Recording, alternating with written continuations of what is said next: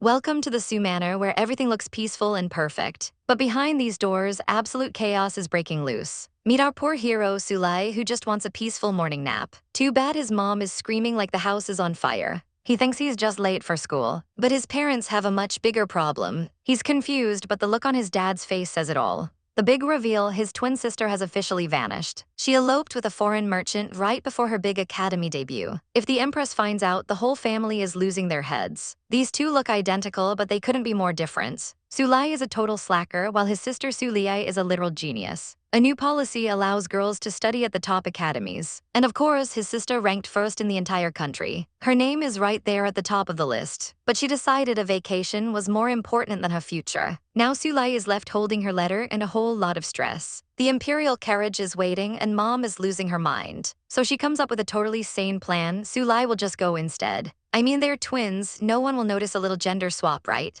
Our guy tries to say no, but his parents are professional guilt trippers. They literally pull out a rope and a knife to threaten their own early retirement. Talk about toxic parenting. Sulai finally snaps and agrees to the madness. He can't believe he's actually falling for their terrible acting. Look at them celebrating after traumatizing their only son. Time for makeover, and mom is way too excited for this. He's starting to realize this dress actually looks good. Mom has been waiting for an excuse to put him in women's clothes again. That laugh is pure evil. Our hero is officially trapped. The transformation is almost complete, but he's dying inside. The door opens, and the world is about to meet a new heroine. Honestly, our boy is actually slaying in this outfit. His parents are obsessed, but he's just trying to survive. Now he has to learn how to walk and talk like a refined lady. The pressure is on, and his parents won't stop nagging him.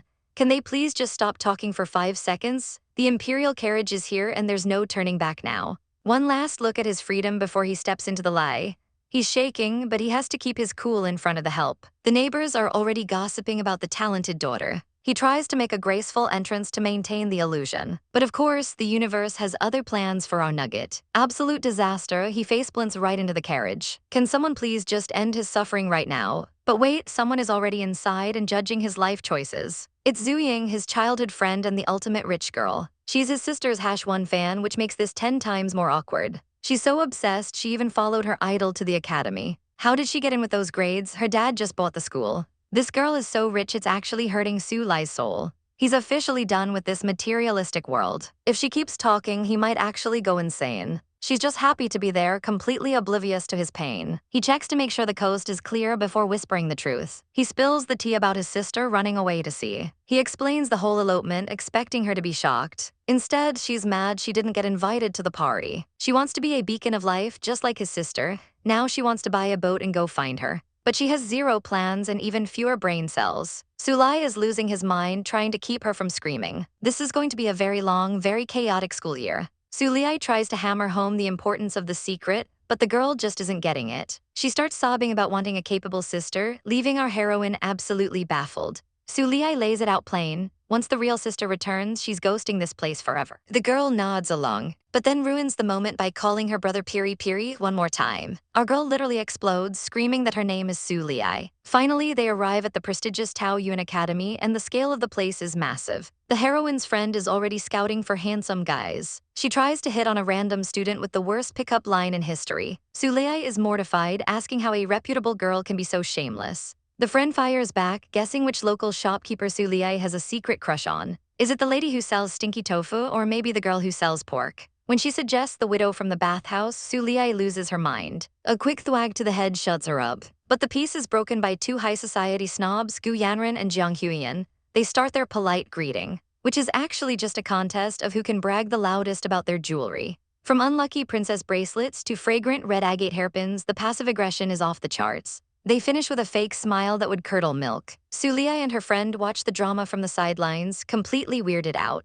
But then the snobs turn their poison on them, calling the heroine's friend a hideous bandit's daughter. They don't stop there, calling Sulai disgusting for running around with boys. That's the final straw, and the friend charges forward to demand they stop the trash talking. The bullies act like being called out is vulgar. Sulai tries to be the voice of reason and avoid trouble on day 1. But the bully isn't having it and raises her hand. A loud slap echoes through the courtyard as the friend takes a hit. Sulai steps in, glaring daggers at the senior. She calls out the entire academy, saying if this is how they treat people, it's not prestigious at all. The bullies are fuming, claiming they were just reprimanding a junior. Sulei snaps back that respect is earned, not demanded. The crowd is shocked by the new student's boldness. Desperate to save face, the bully orders her servants to attack. The servants close in while the friend cowers behind Sulei. Our girl starts sweating bullets. If a fight breaks out, her clothes might tear and her secret will be out. She imagines the scandal of being outed as a boy and exiled for life. The bullies smirk as the trap closes in. Sulei braces herself, shielding her friend from the oncoming thugs. The tension is at a breaking point when suddenly a whip snaps across the ground. A mysterious, handsome guy with a whip appears, mocking the energetic freshman.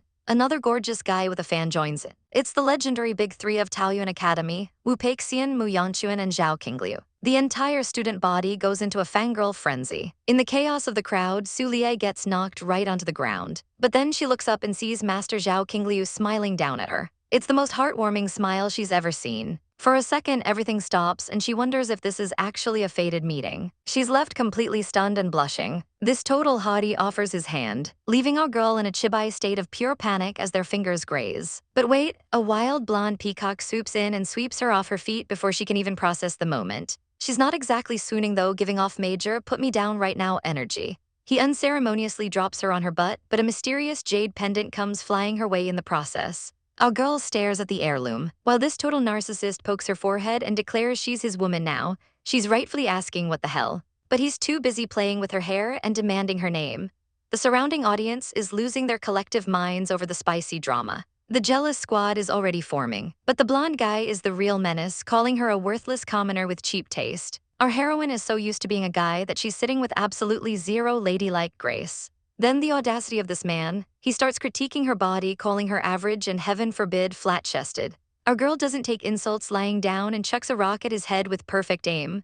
While the other academy hotties find the assault hilarious. Her friend is literally seeing her life flash before her eyes. Sulei mocks his name, wondering why no one is joining in on the joke. Oh, maybe it's because he's standing right behind her with a murderous aura that could chill a volcano. She tries to act tough, telling him he needs a lesson in manners, until her friend whispers that he's Wu Peixian, the most dangerous bully in the entire academy. Realizing he's basically royalty with a terrifying family tree, our girl does the only logical thing, an immediate high-speed kowtow of pure submission. He's a bit skeptical of her sudden change of heart, so she plays the martyr, offering herself for punishment and trying to return the pendant. He finds her interesting, which we all know is manhwa code for "I'm going to haunt your dreams." He forces the gift back on her, promising to show her just how bad he can really be. Everyone is pitying her, and the mean girls are cackling because our girl is totally clueless about what's coming. It turns out that jade pendant isn't a romantic gift, it's a straight-up curse. Our poor heroine feels like she's trapped in a prison of her own making. Her friend Huey Yan decides it's time for a crash course on the Big Three of the academy so she doesn't die tomorrow. Our girl takes notes like her life depends on it. First, there's the scholarly heartthrob Zhu Qingliu, who has a fan club so aggressive they'll start a riot to protect his image. Then there's Wu Yangchuan, a professional flirt who's out here seducing women just because he can. Finally, there's the one currently ruining her life, Wu Peixian. He's a martial arts beast who shoots first and asks questions never. With a military dictator for a father and a princess for a sister, he's basically the king of the school. Our girl is left wondering why a guy this powerful has such weirdly specific tastes. She's decided that if she can't win him over with romance, she'll just become his ultimate best bro. Our girl even goes as far as showing off her flat chest to prove they're just two dudes hanging out, sealing their everlasting friendship. But keeping up this cross-dressing act is exhausting, especially when she's trying to figure out her next move. Suddenly, her friend Lai pops up to let her know that class actually ended ages ago while she was daydreaming. Lai wants to hit the restroom together, but our heroine panics because that is a one-way ticket to getting her secret exposed. She makes up a lame excuse about holding it in, praying her bladder has the strength of a warrior. While wandering alone, she suddenly senses someone watching her from the shadows. A trio of bullies corners our poor girl, looking for a fight she definitely didn't sign up for. They grab her belongings and she realizes she's in a seriously tight spot. She's torn between worrying about her virtue or the fact that her entire identity is about to be blown. Suddenly, a cold voice cuts through the tension, calling the whole scene noisy. A mysterious hottie is just chilling in a tree, watching the drama unfold like it's a private show. He looks down with a gaze that could freeze fire, clearly unimpressed by the low-level thugs. Instead of jumping in to save her, he gives her a critique on her screaming technique. She tries to put on a show, but he tells her she's being way too forceful and needs to be much gentler.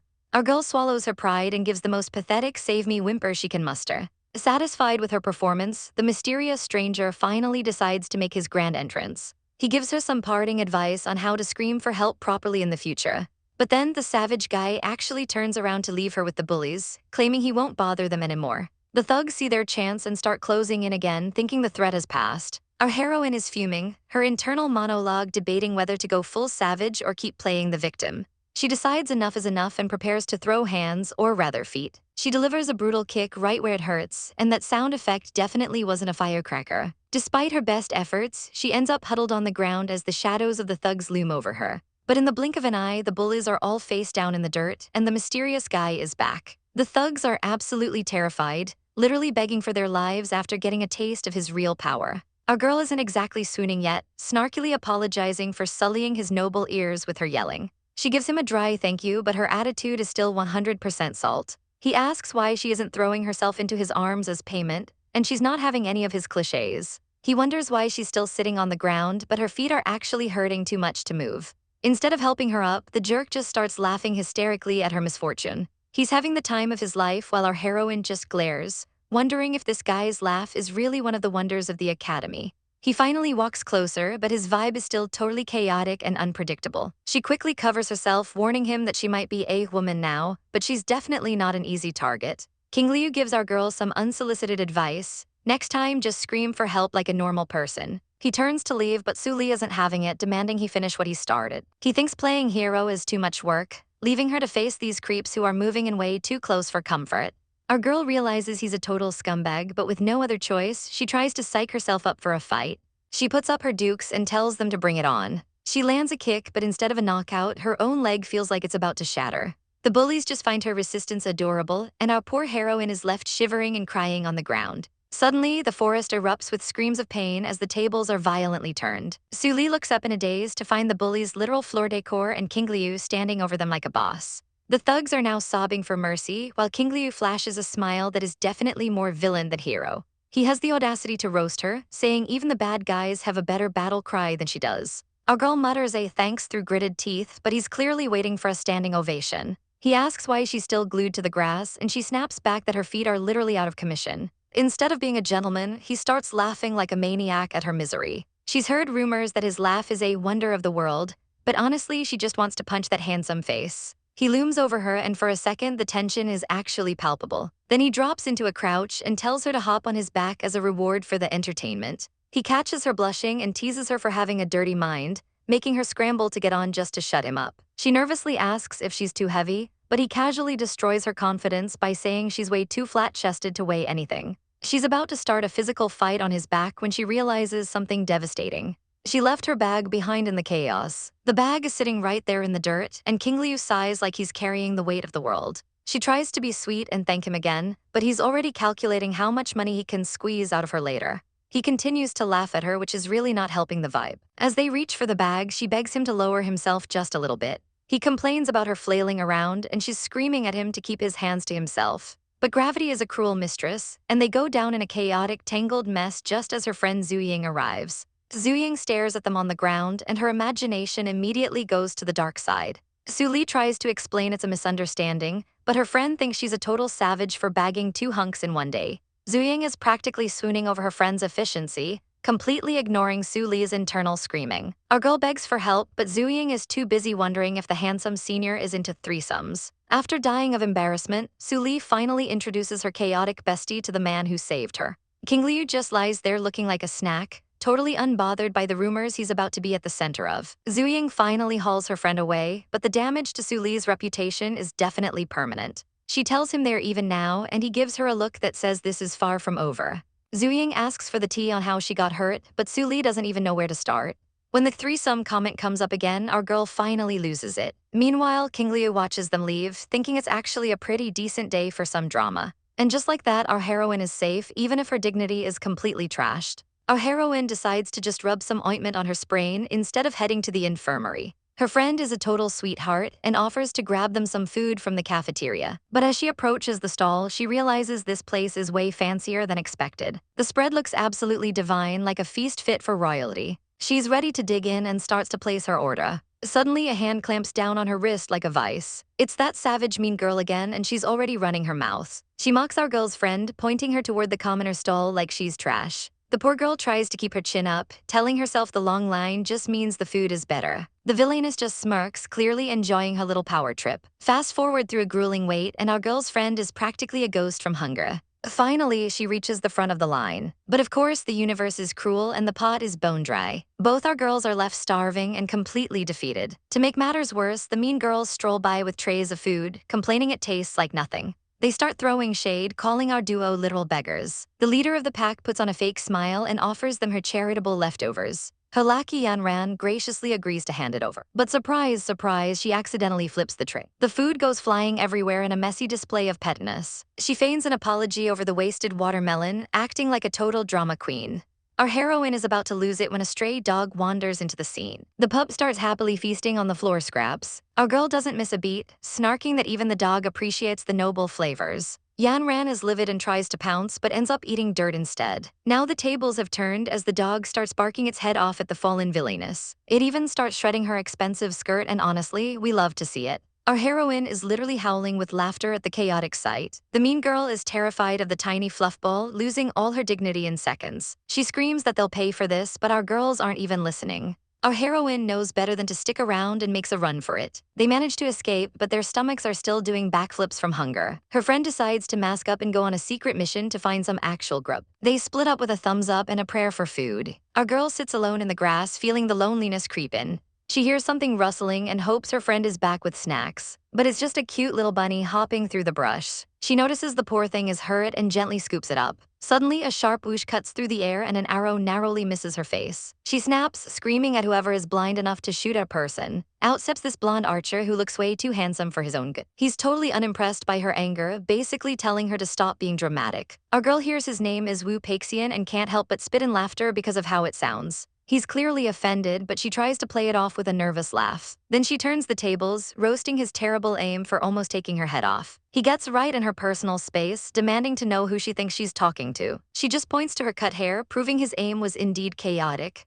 He narrows his eyes, demanding that she turn around so he can get a better look at her. Our girl is minding her own business when an arrow suddenly whisks past her head. It turns out a deadly white snake was lurking in the branches, but this mystery girl's aim was true. The archer is clearly offended that our heroine didn't appreciate her skills more. But our girl isn't scared. She's hungry, and a fresh viper is basically a gourmet meal on a stick. The blonde is absolutely baffled that a lady would be so savage instead of trembling in fear. Little does she know, our protagonist isn't exactly the delicate flower she appears to be. Suddenly, a wild rabbit drops dead right in front of them. Our girl starts crying crocodile tears over the poor bunny, wondering who could be so heartless. The two start bickering immediately over who's actually responsible for the rabbit's demise. The guilt is real as the rabbit's soul literally ascends to heaven, calling them both murderers. When the blonde suggests just eating the rabbit too, our girl acts like it's the most inhumane thing she's ever heard. But she quickly changes her tune when she realizes they can turn this into a spicy feast. Thankfully, the blonde was prepared and pulls out some secret seasoning to save the day.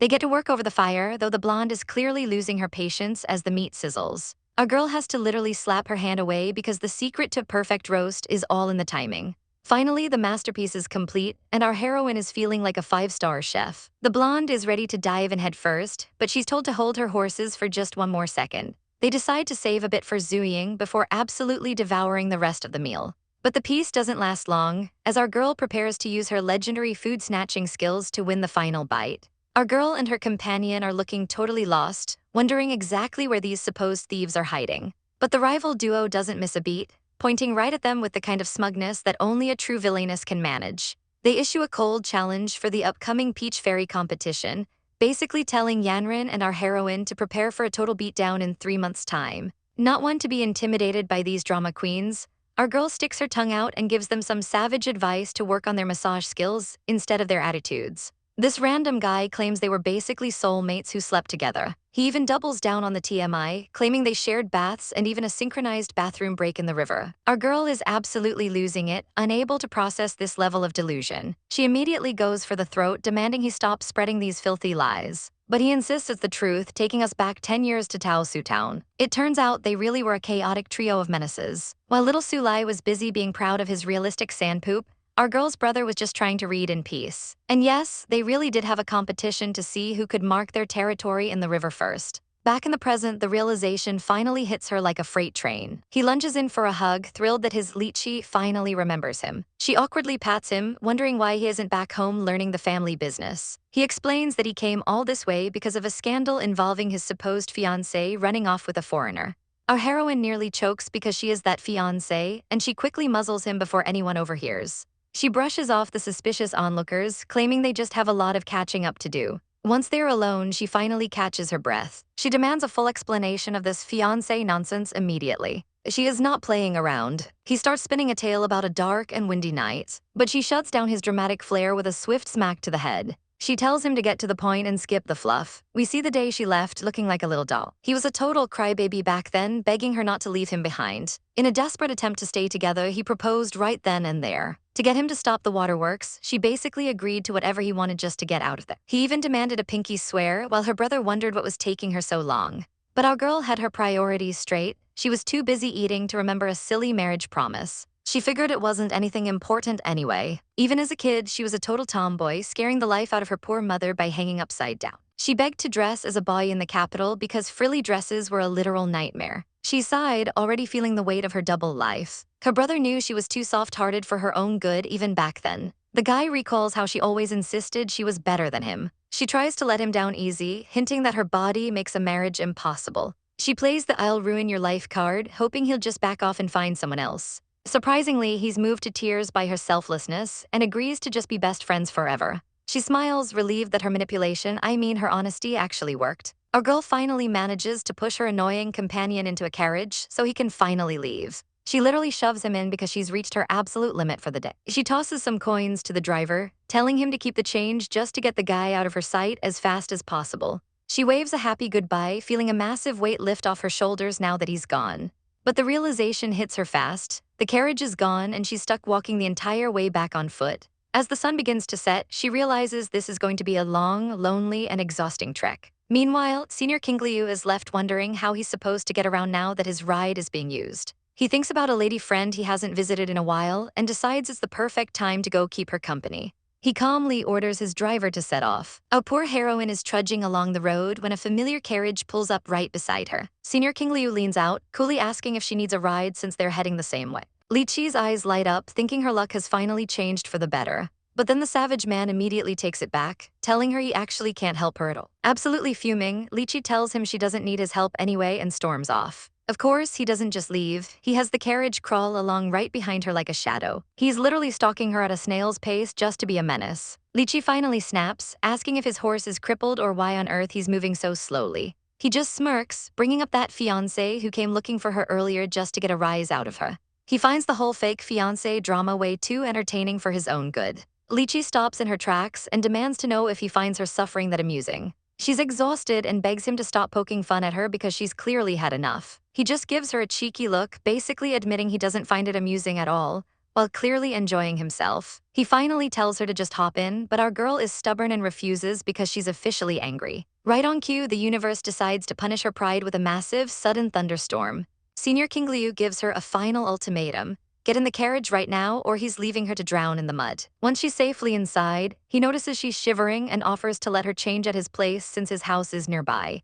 Our heroine's imagination goes totally wild, picturing him being way more forward and romantic than he actually is. She quickly snaps out of it, flexing her muscles and insisting she's far too strong to get sick from a little rain. She eventually drops the tough act and politely begs him to just take her home. Suddenly, the carriage hits a massive rock, sending both of them flying into a chaotic mess. The driver checks in, worried if the young master is okay after that bump. He quickly shuts the curtain to give them some privacy, probably suspecting something else is going on. Li Qi pokes her head out, screaming directions to her house before things get any more awkward. The carriage splashes through the downpour as they finally reach her neighborhood. Her mother is already outside, worried sick and waiting in the rain with an umbrella. When the carriage pulls up, her parents are thrilled to see their son has finally returned. Li Qi introduces Senior King Liu as the kind soul who saved her from the storm. He plays the part of the perfect, refined gentleman, greeting her parents with total respect. Her parents are so impressed by his manners that they immediately drag him inside for some tea. Mom is already in full mother-in-law mode, interrogating poor King Liu about his marriage status and his entire family tree. Our girl tries to shut her up before she scares him off, but King Liu is a total gentleman, playing it cool and revealing he's still very much single. He mentions his father is a palace official with estates everywhere, while mom literally bites our heroine's hand to get her to stop interfering with the interrogation. He promises to take good care of her, leaving our girl's parents absolutely starstruck as he makes a graceful, noble exit. The second he's gone, mom delivers a savage smack to the head because apparently our girl is being disrespectful to her future meal ticket. She's getting grilled for coming home late, with mom convinced our poor heroine was out getting her secret identity exposed by being a dummy. Mom can't stop swooning over how high-class young Master Zhuo is compared to every other loser in town. Our girl finally drops the bomb. That nice guy is actually the son of the chancellor, one of the most powerful men in the entire country. The parents look like they've seen a ghost, but the sun rises anyway on a brand new day of academic chaos. Back at Tao Yuan Academy, the grind never stops, and the students are already looking completely drained. Our girl feels like she's aged 50 years in a single day, and the sound of someone sobbing nearby is definitely not helping the vibe. It turns out her friend is just crying over a romance novel, making our heroine wonder if everyone in this school has officially lost their minds. Class is finally in session, and the teacher walks in with a massive, suspicious grin on her face. She announces that thanks to a rich dad's donation, they finally have new furniture, prompting a round of very fake applause. But the real surprise is the new transfer student, Tao King, who looks way too smug for someone who just joined midterm. Our girl is shook. What on earth is this guy doing here of all places? Over lunch, she demands to know how a guy with his questionable grades managed to sneak into such a prestigious school. He claims his entry is a total secret, acting all mysterious while our girl just looks incredibly annoyed. He hints that his father's spy connections might have played a role, leaving our heroine more suspicious than ever. He starts waxing poetic about how the higher your status is, the more valuable your dirty little secrets become. He claims the Tao family has professional ethics even in the underworld, which is just a fancy way of saying he's a total brat. Our girl fires back by bringing up the time he peed his pants as a 6-year-old, instantly shattering his cool guy persona. Their friend thinks his childhood flirting is amazing, but then a core memory suddenly hits her like a truck. She remembers a little boy who once asked her if she liked dogs while she was holding a delicious chicken leg. The little thief barked like a dog and snatched her food, and she realizes the culprit is standing right in front of her. Meanwhile, the resident mean girls are busy serving up insults along with their soup, targeting each other's insecurities. They trade barbs about flat chests and secret beauty recipes, proving the drama in this school is truly top tier. The shade gets even darker as they attack each other's rough skin, their tempers flaring over the lunch table. Sparks are flying as they glare each other down, ready to throw hands over the slightest provocation. Suddenly, they shift their focus to Su Li, complaining that our girl is being way too loud and annoying in public. They start spreading nasty rumors about her shamelessly playing around with all the boys in the academy. They imagine her acting like a damsel in distress in the rain just to get a ride in a handsome guy's carriage. The gossip gets even wilder, with them claiming she faked a sprained ankle just to seduce the local elites. In their twisted minds, she's basically a seductive bunny girl out to trap every man in sight. One of them slams the table in a rage, declaring that they absolutely cannot let someone like her stay in their academy. They decide the upcoming Peach Fairy selection is the perfect time to humiliate her and kick her out for good. A few days later, our girl is walking with her friends, totally oblivious to the evil plot brewing against her. The mean girls approach with fake smiles, and our girl's friend immediately tries to pull her away from the incoming disaster. They pretend to be generous by offering to end their feud, but you just know there's a massive trap coming. Our girl's friend tries to call them out on their nonsense, but our heroine quickly covers her mouth to keep her low profile intact. The senior students are playing nice for once, announcing that the legendary Peach Fairy selection is just around the corner. Apparently, the host is none other than Feng Jingquan, a girl so beautiful she basically fell straight from the heavens. As a peace offering, they hand over invitation letters to the contest. Our girl is skeptical of their sudden kindness, but the promise of an all-you-can-eat peach buffet is too good to pass up. Just look at that sparkle in her eyes, she's already tasting the sugar. The deal is sealed, and they graciously accept the tickets to the show. The theme this year is Crystal Palace, meaning everyone has to cosplay as a character from the underwater realm. The seniors conveniently claim the best roles for themselves, leaving our girl to find her own outfit. They try to make a graceful exit, but our heroine won't let them off that easy, asking if they've forgotten their bet to bark like dogs. While she's focused on the petty wins, her friend is dreaming of literal sunken treasure. And of course, the boy is only thinking about the massive seafood feast waiting for him. Meanwhile, over at the royal pavilion, our favorite little blonde prince is sighing like his world is ending. His buddies immediately swoop in to tease him about his sudden mood swing. They hit the nail right on the head. He's totally caught feelings for Su Li, even if he's blushing harder than a tomato while denying it. He tries to act tough, claiming he's just playing around. But in reality, he's terrified she'll show up to the contest looking like a total pauper. He pictures her in rags and decides he absolutely has to send her a proper dress. The problem, this boy has zero riz. His friend tries to teach him the art of the cool, gift-giving approach. He pulls a total Cabe-Don move to show him how it's done. But then he turns it into a total creep fest, making our prince realize his friends are actually just perverts. He decides he's definitely not taking that advice. Instead, he rolls up his sleeves to write a heartfelt letter. His friend suggests he keep it manly and domineering because girls apparently love that. But then he changes his mind, telling him to keep it casual so she doesn't feel pressured. Our prince is soaking up the advice like a sponge. He's so inspired, he rushes home to get to work while the creative juices are flowing. Even his friends are actually excited to see how this disaster unfolds. Back at the manor, the prince is hard at work when a servant brings in a package from the princess consort. It's a gift for our girl, but the prince thinks the packaging looks way too cheap for his taste. He decides he needs something much more high-end to impress her. He remembers his dad has a fancy box in the study and decides to borrow it. After 2 grueling hours, he finally finishes his masterpiece of a letter. He carefully tucks it away, ready to make his move. He sneaks into the study, scanning the shelves for the perfect container. There it is, a box fit for a queen. He swaps the boxes and hands the final product to his servant with a death threat if anything goes wrong. The servant takes off, praying for his life while carrying the precious cargo. Cut to the academy, where our girls are just minding their business. Suddenly, they're cornered by a group of guys, and the vibe gets real tense real fast. Our girl's survival instincts kick in immediately, and she tells them to rob her friend instead because she's the one with the cash. She even offers herself up for harassment just to be dramatic. But the guys aren't interested, ruthlessly roasting her for being as flat as a board. A random servant shows up demanding to see Su Li. He looks her up and down with total disgust, clearly unimpressed by our heroine. He shoves a heavy box into her arms and drops a casual death threat, saying his master might kill her if she doesn't do a good job. Our girl tries to get a name, but the servant tells her that asking questions is a great way to end up 6 feet under.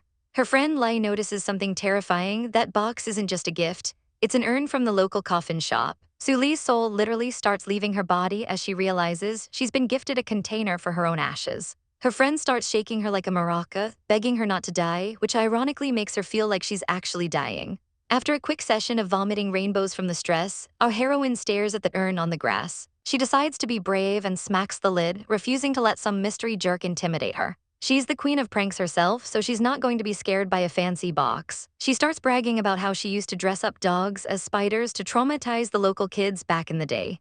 Her friend's eyes widen as she realizes Su Li was the culprit behind her childhood nightmares. Naturally, she delivers a well-deserved beatdown for all those years of trauma. Once the dust settles, our poor heroine decides it's time to face her fears and open the cursed box. With her friend hiding behind her like a human shield, she slowly lifts the lid. Instead of a ghost, they find a letter and some pink fabric inside. It turns out the urn was just a very dramatic delivery method from Prince Wu Peixian. Su Li is absolutely fuming that the guy who spent all his time mooching off her is now trying to prank her with funeral gear. She reads the letter and the audacity is off the charts. He calls her poor, dumb, and an embarrassment. She tosses the letter aside, ready to throw hands with royalty. Little does she know, the prince thinks he's being a total romantic by playing it cool so she doesn't feel burdened. But our girl is convinced he just gave her some secondhand trash from a dumpster. She tears the letter to shreds, swearing to beat him senseless the next time they meet. She's radiating pure chaotic energy, though her friend knows she's only brave enough to curse him behind his back. Her friend points out that despite the insults, he actually sent her a dress for the competition. They pull it out and are immediately blinded by the quality. It's actually a gorgeous piece of work. The embroidery is incredibly delicate and clearly expensive. However, there's a catch. The design is way more spicy than Su Li is used to. Her friend starts imagining her in the skimpy outfit, and Su Li has to physically shut that thought process down. She's horrified that he expects her to wear something so revealing and tries to rip it up on the spot. Her friend stops her just in time, reminding her that this is the princess consort's dress, and destroying it would be a one-way ticket to the executioner. Realizing her life is on the line, she immediately folds it back up with the utmost respect. She shoves the whole mess back to her friend, wanting nothing to do with it. While Su Li screams into the void, her friend notices more writing on the back of the torn letter. Meanwhile, the prince is lounging by the water, looking smug and wondering if his thoughtful gift has won her over. He's already imagining her sweeping the competition and looking like a literal goddess in his choice. He's so excited he's practically vibrating. His friends notice his weirdly good mood and he admits he did something bad, meaning he's totally proud of his teasing. Back in reality, our girls are sighing in the garden because they still have a major wardrobe crisis. Su Li is stressing about what to wear to the Peach Fairy competition since the prince's dress is a no-go. A local guy pops up with a suggestion: why not go with a dragon palace theme? The girls are instantly sold, thinking that a sea-inspired look is exactly what they need to dominate the stage. The crew is expanding, but our heroine is skeptical about this new volunteer. She realizes she needs a killer concept if they're going to win this thing. Her big brain idea is a crayfish fairy, while the guy is leaning into the crab aesthetic. Their rich friend decides she'll be the squid chancellor, even though that's definitely not a real thing. The mood drops when they realize custom costumes cost a fortune they don't have. But wait, our rich queen pulls out a literal stack of cash like it's nothing. In this world, money doesn't just talk, it screams problem solved. They start walking to her house, but 20 minutes later, they're still just in the front garden. Walking is for peasants, so they hop in a carriage just across the rest of the property. They finally arrive at the mansion, and our poor heroine's jaw is on the floor. She thinks this massive hall is the girl's bedroom, but the truth is even more savage. Turns out, this entire wing of the house is just a dressing room for her clothes and accessories. No more distractions, it's time to get to work and save their reputations. The trio gets hyped up to create the most chaotic fashion line the Academy has ever seen. They start sketching designs that are supposed to be trendy and modern. Everyone is locked in, pouring their souls into these seafood-inspired masterpieces. The brushes are down and the vision is finally on paper. Our girl is feeling herself, convinced she's a secret fashion prodigy. They're ready to steal the spotlight and become living legends. The rich friend snaps her fingers, summoning an entire army of maids in an instant. She offers 8 times the salary for an overnight rush job because why not? Our heroine can only watch in shock as the power of wealth makes the impossible happen. The night of the Peach Fairy competition finally arrives, and the atmosphere is electric. Lanterns light up the dark as the contestants start making their grand entries. The reigning beauties are already there, looking like they stepped out of a mist. But the competition is fierce, and the shade is already being thrown about simple costumes. This clam-dressed girl claims she's going for delicate, but we all know that's code for boring. She puts on a fake smile, acting like she's not judging everyone else's gaudy taste. The crowd starts buzzing because the Academy's heartthrobs have finally shown up. Master King Liu arrives looking dark, mysterious, and absolutely lethal in black. Then there's Mu Yanchuan, looking like a total snack even in a simple outfit. But the real showstopper is the prince, rocking a dragon costume and showing off those abs. The mean girls are wondering where our 3 dummies are, hoping they chickened out. They're laughing, thinking our crew knew better than to show their faces and be humiliated. Suddenly, strange glowing bubbles start floating through the night air. The audience is mesmerized, wondering what kind of magic is being cast. Butterflies and moonlight set the stage for a grand entrance no one expected. The sound of ringing bells echoes through the courtyard, signaling the main event. A mysterious figure waits behind the curtain as the tension reaches a breaking point. A shimmering mermaid tail emerges, and the crowd completely loses their minds. It's Jinquin, looking like an absolute goddess from the deep sea. Even the legendary Big Three can't look away from this extraordinary display. The guys are stunned, but the prince seems to be stuck in a total daze. He's frantically looking around, wondering where his favorite girl is hiding. He starts daydreaming about her, thanking him for the outfit in the most adorable way. His friends are seriously judging him as he stands there blushing like a total simp. A commotion breaks out nearby, and the jealous girls rush over to see what's happening. White petals fall from the sky like snow, framing a vision of pure elegance. Our girl finally makes her move, stepping into the light with a glowing lantern and a look that says game over. Paxian tells everyone to take a look, but the real show is about to start. Everyone is left wondering what on earth is happening as a giant pink tentacle wiggles into view. Out pops Jiang Zuying, rocking a pink octopus suit that is definitely a choice. Not to be outdone, Tao Qinghe emerges as a jade crab, looking ready to pinch some haters. And finally, our girl Su Li makes her grand entrance as a spicy crayfish. Together, they form the seafood team, striking a pose that's as chaotic as it is iconic. The crowd is absolutely speechless, and not in the wow, they look amazing kind of way. Our poor octopus girl wonders if they've stunned the audience into a trance with their beauty. Su Li and her crabby friend quickly realize the atmosphere has turned incredibly awkward. The mean girls waste no time cackling at their expense, thrilled to see them humiliated. They call our girls country bumpkins, laughing like they've just seen the world's biggest circus act. One guy tries to be a supportive king, praising their creativity while sweating bullets. But the insults keep flying, and our spicy crayfish heroine is starting to feel the heat. Suddenly, Paxian steps in, demanding our girls stop standing around and come to him. He drags her away from the mocking crowd, leaving her friends to swoon over the romantic rescue. He's not exactly a gentleman about it, telling her to just shut up and follow his lead. Meanwhile, the jade crab is still bragging about the intricate details of her crustacean couture. But when a guy gets a little too hands-on with the octopus girl's soft and smooth legs, she shows him exactly what happens to creeps by squirting ink right in his face. Consider that a lesson learned: never touch the seafood without permission. Back in the woods, Su Li is struggling to keep up with Paxian's aggressive pace. He's annoyed by her ridiculous outfit, reminding her that she's supposedly his woman now. Our girl isn't having any of it, calling him out for being a shameless narcissist. He demands to know why she didn't wear the gift he sent her. Suli snaps and chucks the box right at his head, talk about a delivery return. He picks up the garment, finally seeing the beautiful dress he thought he sent. The realization hits him like a ton of bricks as he stares at the cursed black fabric. Suli screams that he sent her a funeral dress in a cremation urn like some kind of psycho. He tries to backtrack, claiming his sister prepared it and he just grabbed it from his dad's study. Our girl is done with his excuses, literally plugging her ears to block out the nonsense. He tries to win her back by mentioning the jade phoenix pendant he gave her.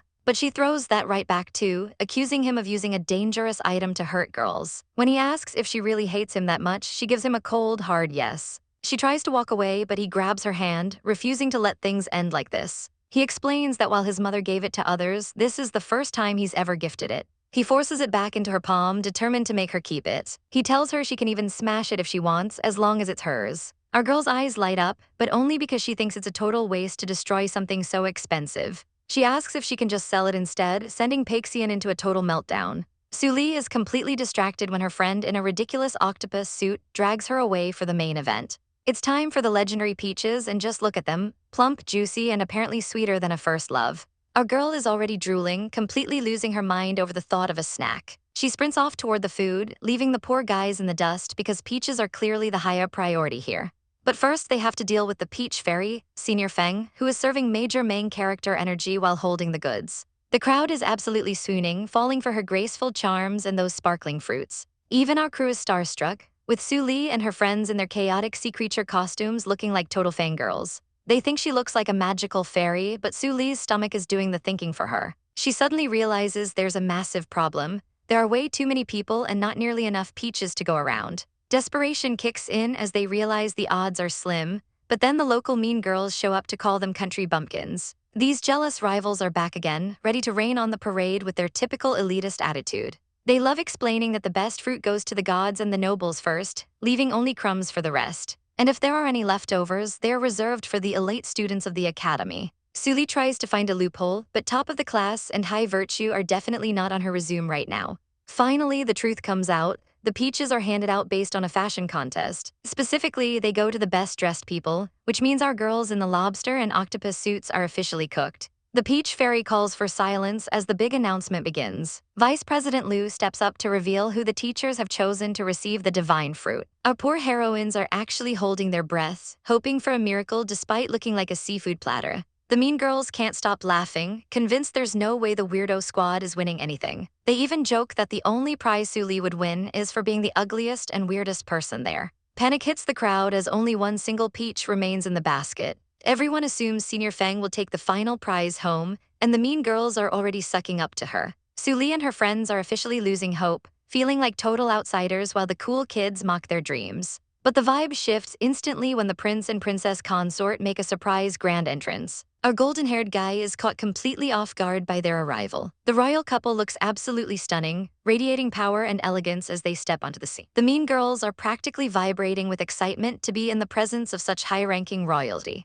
While everyone swoons over how handsome the prince is, the golden-haired guy is just annoyed they're stealing his thunder. The princess isn't taking any of his sass, literally dragging him by the ear while the vice president bows in terror. The prince keeps it classy, telling the VP to stand up and apologizing for crashing the party without an invite. It turns out the princess used to be the Peach Fairy herself, so she wanted to see the new competition. She sets her sights on Senior Feng, checking out the girl everyone's been raving about. Feng Jingquan plays it cool, introducing herself with the perfect amount of grace and poise. The princess acknowledges her reputation for being elegant and intelligent, but there's a sharp edge to her words. She drops a total trap question, asking the prince who's actually prettier, her or the new Peach Fairy. The prince freezes up because there is literally no safe answer to this question. The princess starts faking a crisis about her breakouts, forcing the prince to step in and play the doting husband. He handles it like a pro, charming her by saying she's as beautiful as ever while the boys in the back take notes on his riz. After the public display of affection, the vice president offers the prince the final, most important peach. But the prince is a smart man. He hands the decision-making power over to his wife. The princess scans the crowd, and for a second, the mean girls think they actually have a shot. Even the guys are confused as she looks around, wondering who is about to get the ultimate blessing. Senior Feng looks ready to accept the honor, closing her eyes in anticipation. The princess raises her hand, pointing toward her chosen winner with a mischievous glint in her eye. The entire crowd gasps in total disbelief at her choice. Even the peach fairy herself is left speechless, realizing the night just took a very chaotic turn. The princess points out the three girls in the ridiculous seafood costumes because honestly they look delicious. She hands over a mystical peach as a reward, and our girl is absolutely swooning over the royals' great taste. The princess gives them a final keep up the good work before heading out. Even the academy officials are eating it up, praising the students for actually thinking outside the box for once. The official rallies the crowd with a speech about the new generation of talent. As the highnesses take their leave, the princess shoots a look back at her lil bro, knowing she did her part. And of course, the golden boy himself gives a cheeky thumbs up, proud of the chaos they've just supported. But of course, the haters are already clocking in for their shift. The senior students are fuming, wondering how these three idiots managed to outshine the great senior Jinquin.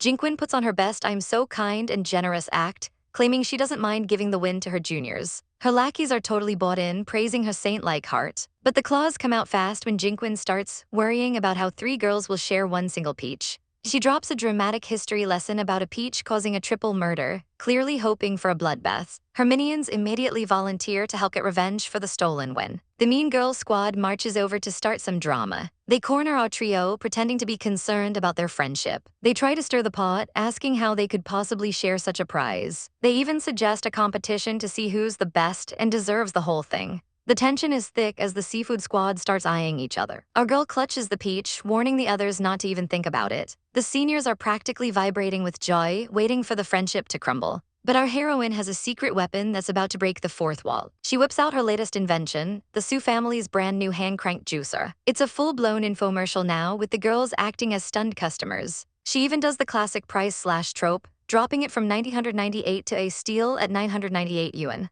Everyone is sold, and the crowd starts throwing money at her like it's a Black Friday sale. The jealous seniors are left standing there, looking absolutely bamboozled by the power of capitalism. In the chaos, the blonde brother tries to take credit for the backup, but our girl is way too busy counting her coins to listen. He tries again, but she's already vanished into the crowd. Meanwhile, the mysterious lord is calling it a night, seemingly searching for someone. His companion is confused, but he just stares at a peach left behind, looking moody as ever.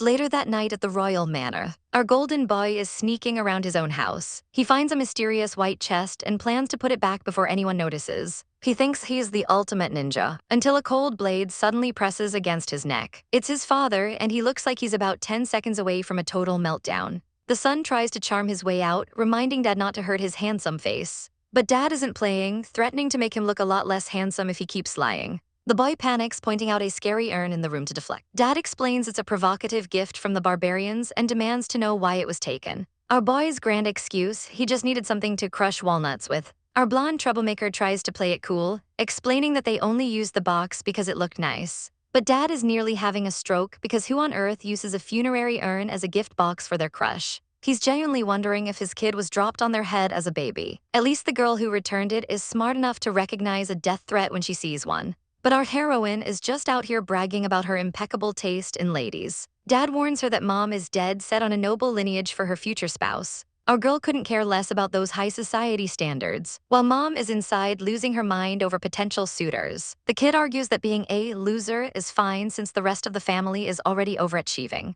Marrying a noble girl wouldn't even benefit their house at this point. Dad is actually stunned to see a flicker of intelligence in his child's eyes. He finally caves, giving permission to marry an ordinary girl. His only condition: just make sure it's actually a girl. Our girl quickly tries to recruit him to deal with Mom's inevitable temper tantrum. As night falls, Dad can only sigh at the chaos of his household. He looks at that infamous urn one last time with a smirk. It's time to send a message to his rival. He summons a guard and orders the box to be sent straight back to King Zhao Da. The message is peak savage: my bones are too big for this tiny urn, so keep it for yourself. Days later, the delivery arrives at the enemy camp. King Zhao Da is curious to see what his rival sent back. He demands they open it immediately. The guard's jaw hits the floor the moment the lid comes off. It's not a weapon or a head, it's a literal dress. The king is baffled until he sees the smudged letter accompanying the gift. He starts reading, expecting a formal declaration. Instead, he gets hit with the hard and big bone insult. He explodes in a fit of pure rage, screaming about the humiliation. Meanwhile, at the Su mansion, things are much more peaceful. Our girl is happily stuffing her face with delicious dumplings. But Mom is sitting there looking like she just swallowed a lemon. When our girl asks if she's lost her appetite, Mom immediately goes into scolding mode. She whips out a new limited edition pink dress and demands a fashion show. Our girl refuses with every fiber of her being. It's her day off and she'd much rather dress as a boy and go cause some trouble in the city. Mom isn't playing around and shuts that dream down with a well-aimed chopstick strike. The decree is final, no going out until the mountain of homework is finished. Our poor heroine is left rotting away at her desk. She questions the very existence of homework while staring at the stacks of paper. Looking at the requirements, she realizes she has to copy books 100 times and solve advanced math problems. It finally clicks, the original Sule didn't run away because of a guy. She ran away to escape this academic nightmare. Our girl vows revenge on her predecessor for leaving her with this mess, but she's got no choice but to buckle down and start writing. An hour later, and our poor guy is already reaching his limit. He's feeling pretty proud of himself for finishing some hard work, only to realize he's managed exactly one single page of the mountain of homework left. Realizing he can't survive this solo mission, he packs up to find reinforcements. He tells his parents he's heading to a friend's house, hoping for some support, but they're way too busy planning their own shopping date to care, making him feel like the forgotten middle child. He arrives at Jiang Zuying's massive estate, which is basically a palace. Even after all this time, the sheer luxury of her place still blows him away. Zuying greets him at the door, admitting that this homework is absolute torture. They bond over the teacher's cruelty, wondering if they'll ever see the light of day again. But then Su Li spots a literal boardroom of people working in the background. Turns out, our girl Zuying just hired a team of professional accountants to handle her math. She's convinced this is hard work and drags him along to see the rest of her setup.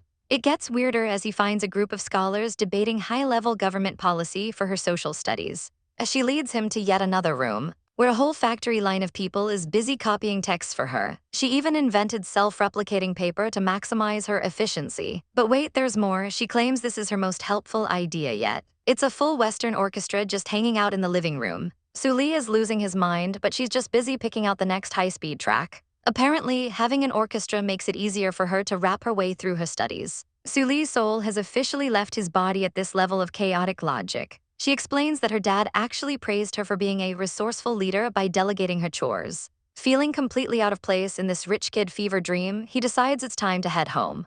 But the mention of a healthy, delicious meal has him stopping dead in his tracks. He graciously offers to help her not waste food while his stomach does the talking. Meanwhile, the princess gets her hands on the commoner class's homework list. She starts panicking, thinking Su Li must be dying under the weight of all those assignments. Little does she know, he's living his best life being pampered by a private staff. When school finally reopens, the vibe is immediately ruined. The resident snobs show up right on cue to look down on everyone. The princess tries to get Su Li's attention with a friendly greeting, but he walks right past her while the mean girls start yapping about filthy commoners. They're convinced that everyone else is just born to serve them in the future. Su Li isn't having it and starts roasting them right back. One of the girls tells her friend not to stoop to his level, but Zuying jumps in with a savage observation. She innocently asks if the girl sprained her neck because of her weirdly stiff posture. The duo starts aggressively recommending chiropractors for her medical condition. The girl snaps, claiming she's wearing a rare foreign scarf and has been learning foreign dances. Su Li and Zuying are just confused, wondering if foreigners even know how to dance. She starts her elegant performance, demanding they witness her grace. She spins around, convinced she's the height of sophistication. She literally thinks she looks like a majestic swan. Su Li kills the mood instantly by telling her she looks more like a cooked goose. Zuying agrees, getting hungry as she remembers how juicy the last farm goose they ate was. The mean girl is hauled away in a fit of rage while the princess is still standing there, completely ignored. Su Li finally looks back, wondering why the air feels so awkward. These mean girls are really trying it today, mocking our girl for wearing gloves in the heat like it's a crime. Senior Huyen starts bragging about her noble blood and how her hands are basically her second face, destined to marry a rich guy. But our heroine's friend isn't having any of that attitude and pulls Huyen's hand out for direct comparison. It's a literal handoff to see who has the prettiest skin. Huyen is totally caught off guard while Su Li is just wondering why they're even doing this. Huyen snaps that she isn't afraid of them and the battle of the hands officially commences. Obviously, our girls win by a landslide, leaving the senior to ramble about how her hands supposedly bring luck and a future prince.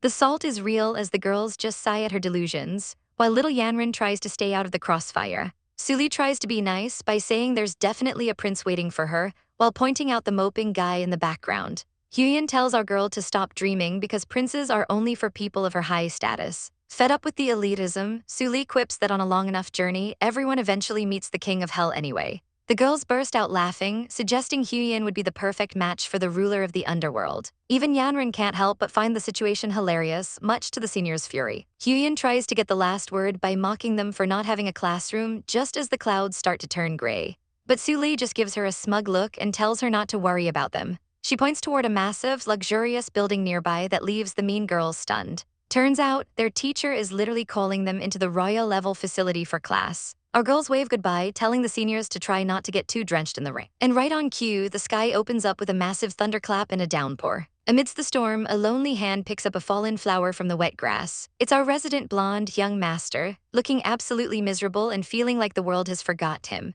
He trudges back to the royal manor, soaked to the bone and sighing in pure dramatic fashion. He's in his feelings because he thinks Su Li doesn't care about him at all, so he dismisses his servants to be alone. One big sneeze later, he decides a hot spring bath is exactly what his broken heart needs. He heads toward the hot springs, hoping for some peace and quiet. But as he approaches, he hears someone humming a tune inside the supposedly private area. The maids try to stop him, warning him that someone is already using the baths. He's outraged, demanding to know who dared to sneak into his family's hot spring while he was away. The curtain pulls back to reveal his sister, who basically tells him to shut it and deal with it. He's completely stunned to find his own sibling crashing his relaxation time. To make matters worse, she's not alone. She's in there with her companion, flaunting their relationship right in his face. His sister even starts mocking him, saying he'll end up with health issues if he keeps being such a lonely bachelor. They wave him goodbye with a "bye, Mr. Bachelor," leaving him absolutely fuming. Left alone in the steam, he's basically vibrating with rage and embarrassment. Later, he's moping in the water with a rubber duck, trying to figure out how to finally get a chance to talk to Su Li.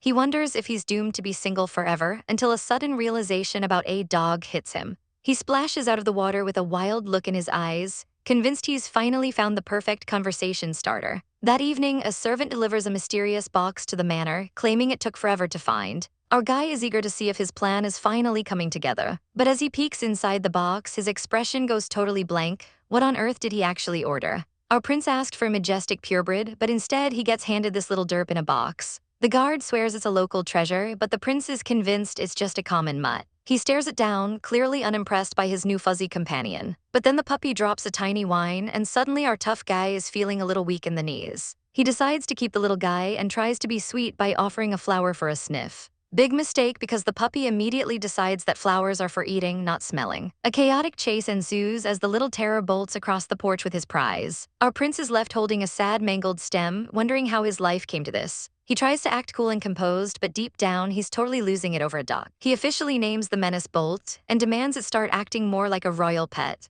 But looking at the scruffy pup, he realizes he can't give such an ugly gift to his girl looking like that.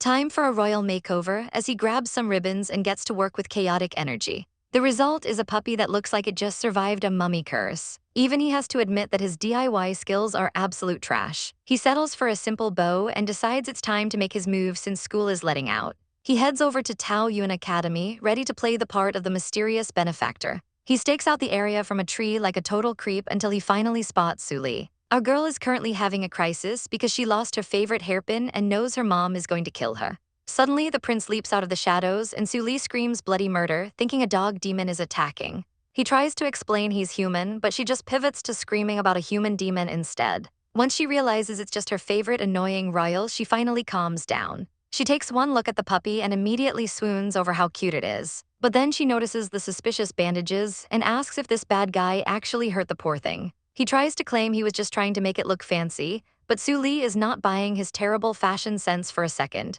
He tries to act indifferent, tossing the responsibility of raising the dog onto her. He starts stuttering when he can't admit he went looking for it just for her, making Su Li suspect he actually stole the poor creature. She starts giving him a lecture on morality, even bringing Buddha into the conversation to give the situation some weight. But the puppy's charm is too strong and she can't help but smile at the little guy. He tells her she can keep it if she likes it that much. He even offers to pay for everything, but Su Li savagely reminds him that it's technically his dog, so of course he's paying. Seeing her agree to adopt it sends our prince into a state of pure, sparkly joy. As they chat, she asks him if he's seen her missing hairpin anywhere. He gets super defensive, insisting he didn't steal it, while she admits it was just a cheap commoner accessory. He makes the fatal mistake of calling her hairpin smelly and broken, completely forgetting he's the one who lost it. Su Li does not take insults well and delivers a savage kick right to his royal head. He's left trembling and clutching his hair, wondering why she's so violent. She's fuming because she only had that pin for a few days, so he desperately tries to bribe her with gold and jewels to make up for it.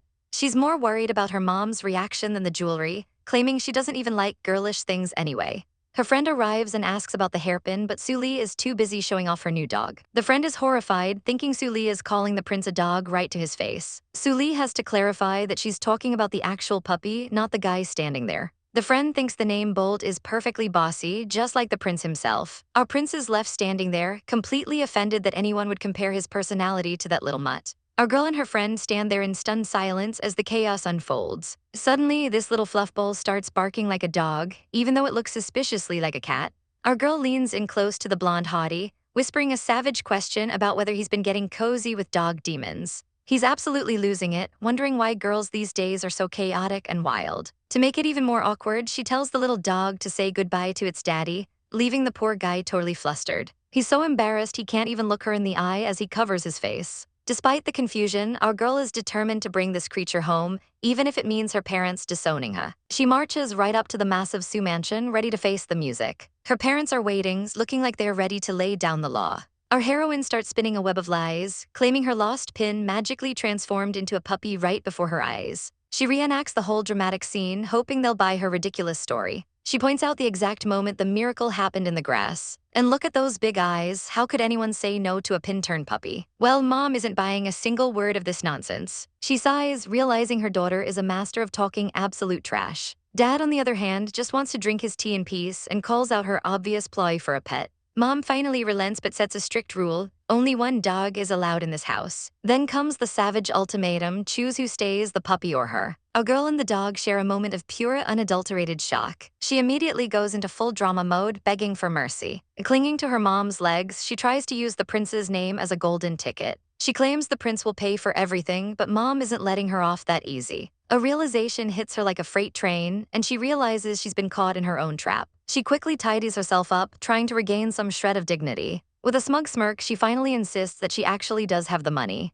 But the victory is short-lived as she realizes her status has officially hit rock bottom. Just like that, she's no longer the favorite child in the mansion. The puppy is feasting on a bowl of meat while our poor girl is left with a literal bone. Mom reminds her that the puppy is much cheaper to maintain than a daughter who constantly loses jewelry. Our girl wilts under the pressure, feeling completely defeated on the floor. She tries the leg-clinging tactic again, hoping for a little bit of sympathy. She turns on the charm, trying to butter up her mom for some extra cash. She explains that a school trip has drained her dry and she's officially broke. Mom just stares her down with a cold, unwavering gaze. Instead of opening her wallet, Mom points her toward the real target, Dad. Our girl knows Dad's wallet is usually a desert, but Mom says he has experience in making money. She looks at her dad skeptically, wondering what kind of wisdom he could possibly offer. Suddenly, a light bulb goes off. She's got a plan. She sneaks up behind her dad while he's distracted by the morning news. She starts sweet-talking him, bringing up his upcoming birthday to soften him up. Dad looks genuinely touched by her sudden display of affection. He pulls her into a massive hug, thinking his child has finally grown up and become considerate. She plays the role of the perfect child, heading out with a suspicious glint in her eyes. But she can't help popping her head back in for one last parting shot. She tells him his present is a life lesson: never trust anyone, not even your own kid. Before he can even process the betrayal, she's already bolted out the door. Mom just watches the chaos unfold, thinking about how naive her husband really is while she cuddles the new favorite child. The next morning at the Tao Yuan Academy, the carriages are ready to roll, but one very important student is nowhere to be found. Our girl Lai finally shows up out of breath, barely making it before the departure. Her friends are already waiting, wondering if she just decided to sleep through the biggest trip of the semester. Lai lets out a dramatic sigh, complaining that her social standing at home has absolutely hit rock bottom ever since that dolt of a puppy arrived. It's a tragedy, really. She even got into a physical scrap with the dog this morning and ended up skipping breakfast. Her friends are horrified, asking if she actually lost a fight to a tiny puppy. She tries to act tough, but the truth is her mom caught her bullying the dog and took away her meal as punishment. Our poor heroine is convinced she must be adopted with the way she's being treated. As the carriages clip-clop through the forest, the vibes are high for everyone else. The teacher is busy giving Paixuan a pep talk, telling her to seize every opportunity this trip provides. Paixuan is all in, ready to use every sneaky skill in her arsenal, much to the teacher's delight. Meanwhile, the more sensible students are just watching this chaotic duo and cringing into their sleeves. Finally, they arrive at the gorgeous Tao Yuan Spa Villa, and the girls are absolutely living for the aesthetic. But while everyone else is dreaming of hot springs, our girl is having a full-blown identity crisis. She's picturing the absolute disaster of being caught in the men's room or, even worse, being labeled a total creep in the women's dressing room.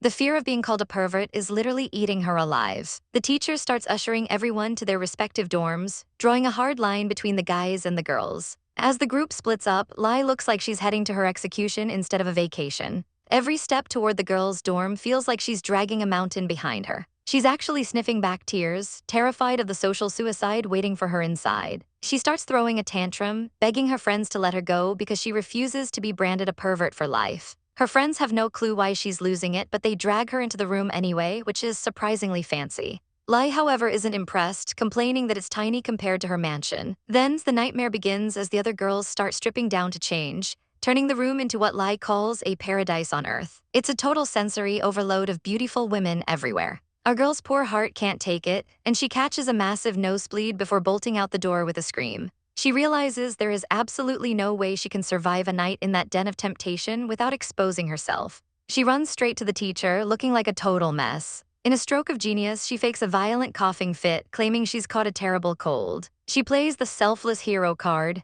insisting she needs to be isolated so she doesn't infect the entire class. The teacher mentions an old storage room, warning her that it won't be comfortable, but Lai doesn't care. She just needs out. She snatches the key before the teacher can even finish her sentence. Lai makes a break for it, leaving the teacher wondering if she's actually lost her mind. The storage room is, well, it's a literal dump. It's abandoned, covered in thick cobwebs, and looks like the setting of a horror movie. Lai realizes this is the steep price she has to pay for her secret, and she starts the grueling task of cleaning. She rolls up her sleeves and gets to work with a bucket and mop. By the time she's dusting the old furniture, she's questioning all her life choices. The sheets are damp, the air is musty, and she eventually just collapses onto the floor in exhaustion. By the time she finishes, the sun has long since set, leaving her alone in the dark. She realizes the place is actually super creepy and decides she should probably lock the window. Suddenly, a strange sound echoes through the room, making her hair stand on end. She freezes, wondering if the legends are true and the villa is actually haunted. She slowly turns her head toward the window. She tries to convince herself it was just the wind playing tricks on her. But then a terrifying, pale face with a twisted grin appears right in front of her. Lai lets out a blood-curdling scream, begging the ghost to spare her life because she's a good guy. But the terrifying spirit turns out to be none other than Paeksuan, who's cackling like a maniac after pulling off the ultimate prank with a tattered umbrella. This guy really thinks the best way to pick up girls is by literally scaring them half to death. The plan is simple: let her get terrified, then swoop in like a hero the second she panics. He claims this is a foolproof way to get a hug, but honestly, it sounds like a recipe for a restraining order. Of course, our hopeless Prince Paeksuan is taking notes and planning to use this exact trick on Suli. He's already imagining her running into his arms, trembling with fear while he plays the big, brave protector. In his head, he's the ultimate main character, whispering sweet nothings while she swoons over his bravery. He can't help but cackle at his own supposed genius, convinced this is his big romantic breakthrough. But back in reality, Suli is dead silent, making him wonder if she's already passed out from fright. Little does he know, our girl isn't fainting. She's currently hiding under a table like a tactical pro. She spots the ghosts swaying outside her window and realizes she needs to find a way to deal with these creeps. She starts scanning the room for a weapon, but there's one major problem. She's been way too productive lately and cleaned up all the heavy junk she could have used as a club. Even the wardrobe is too polished to grab, but then she spots something perfect in the corner. It's a tub of water she just used to wash her feet, and a savage idea starts brewing in her head. With a chaotic glint in her eyes, she prepares to give this ghost a very soggy surprise. Paeksuan chooses that exact moment to pop his head in to save her, only to get a face full of dirty foot water. He stands there completely drenched and questioning his entire existence as the water drips off his nose. Suli is just confused why the prince is creeping at her window, and he's so embarrassed he literally bolts. He disappears into the night, leaving her wondering if the water somehow gave him super speed. Needless to say, method number 1 was a total, absolute disaster. Back at the palace, Paeksuan is scrubbing the shame away in a bath, cursing the fact that he's covered in foot water. His mentor waltzes in, totally unfazed by the failure, and offers to teach him a second, better way. Paeksuan is so desperate he's practically begging for the new plan, even while sitting naked in a tub. He's so fed up with the bad advice that he takes it out on his poor rubber ducky. Method number 2 is all about the shared ride, where proximity is supposed to do the heavy lifting. The mentor explains that being that close on a horse lets you smell her scent and feel her warmth. Apparently, the faster you go, the more she'll have to cling to you for dear life. Paeksuan has heard enough of this nonsense and decides it's time to put it into action. Bright and early the next morning, the birds are chirping and the stage is set for romance. Paeksuan arrives in style on a majestic white horse, looking like he's ready for a photo shoot. He pulls up right in front of Suli's door, ready to sweep her off her feet. He takes a deep breath, trying to keep his cool before making his big move. He starts pounding on the door like his life depends on it, completely ignoring the time. Inside, our poor heroine is trying to sleep, but the aggressive knocking is making her want to commit a crime. She rips the door open, looking like a total mess, with dark circles and hair that's seen better days. But through Paeksuan's rose-tinted glasses, she looks like a natural beauty with a smoky look and exposed skin. He's blushing so hard he might explode, while she just wants to know why his face is the color of a tomato. He stammers out an invitation to go for a walk with his horse, looking incredibly awkward. Suli isn't having any of it and slams the door right in his face without a second thought. He's left standing there alone, a pathetic sight with his horse just staring at him. He starts bawling his eyes out, wondering why pursuing a girl is the hardest thing he's ever done. But then he hears footsteps and realizes someone is actually coming back out. Suli has finally changed out of her pajamas, but she's not wearing what he expected. She's dressed head to toe as a boy and admits she's always wanted to try riding his horse. Paeksuan is absolutely stunned, his brain short-circuiting at the sudden wardrobe change. She casually asks if he's never seen a girl dress as a boy before, totally unfazed by his shock. Paeksuan quickly turns away, blushing even harder because, as expected of his crush, she looks good in literally anything. Our girl watches her companion act like a total weirdo, but her attention is quickly snatched away by something far more majestic. She spots a beautiful white horse and immediately enters must-pet mode. She's practically swooning over her new lovely friend, completely ignoring the horse's very clear "get away from me" huff. The blonde beauty tries to warn her that Bella has a savage temper and is way too dangerous for a random approach. But our heroine is a natural, and within seconds she's got the beast acting like a pampered house cat. The blonde is absolutely floored, wondering if her elegant horse just got possessed by a friendly golden retriever. She tries to maintain her cool by offering a riding lesson. But before she can even finish the sentence, our girl has already swooshed into the saddle like a pro. She looks down with a smug grin, asking if the blonde is just humiliated because our girl looks better in masculine clothes. Our girl mocks her companion for being speechless while looking way too good dressed as a guy. They share a rare moment of savage laughter as our heroine admits she's deeply missed the thrill of the ride. She starts bragging about being a legendary childhood champion rider from her hometown. Her companion looks skeptical, and honestly, she should be, because the championship was just our girl racing bamboo sticks with a bunch of toddlers. Still, the confidence is real as she challenges her friend to a high-stakes race. The goal is the spa, and the loser has to call the winner sir for the rest of the day. Our girl catches herself acting a bit too much like a chaotic guy, blaming it on the wardrobe. But the blonde is ready to play for keeps, asking what happens if our girl is the one who loses. Our heroine whips out her riding crop with a devious glint in her eyes. The penalty: the loser is at the winner's mercy for an entire day of punishment. It's a deal, and the blonde grabs her arm to seal the contract with zero intention of backing down. But our girl is a total cheat and declares the race has already started. She gallops off into a cloud of dust, leaving her friend screaming about how she doesn't even have a horse yet. Our girl just laughs, shouting back that she's taking her head start and the blonde can just run to catch up. Desperate to win, the blonde sprints off. She reaches the horse stable and spots a perfect target. She realizes it belongs to someone named Chuan, but a bet is a bet and she's taking it.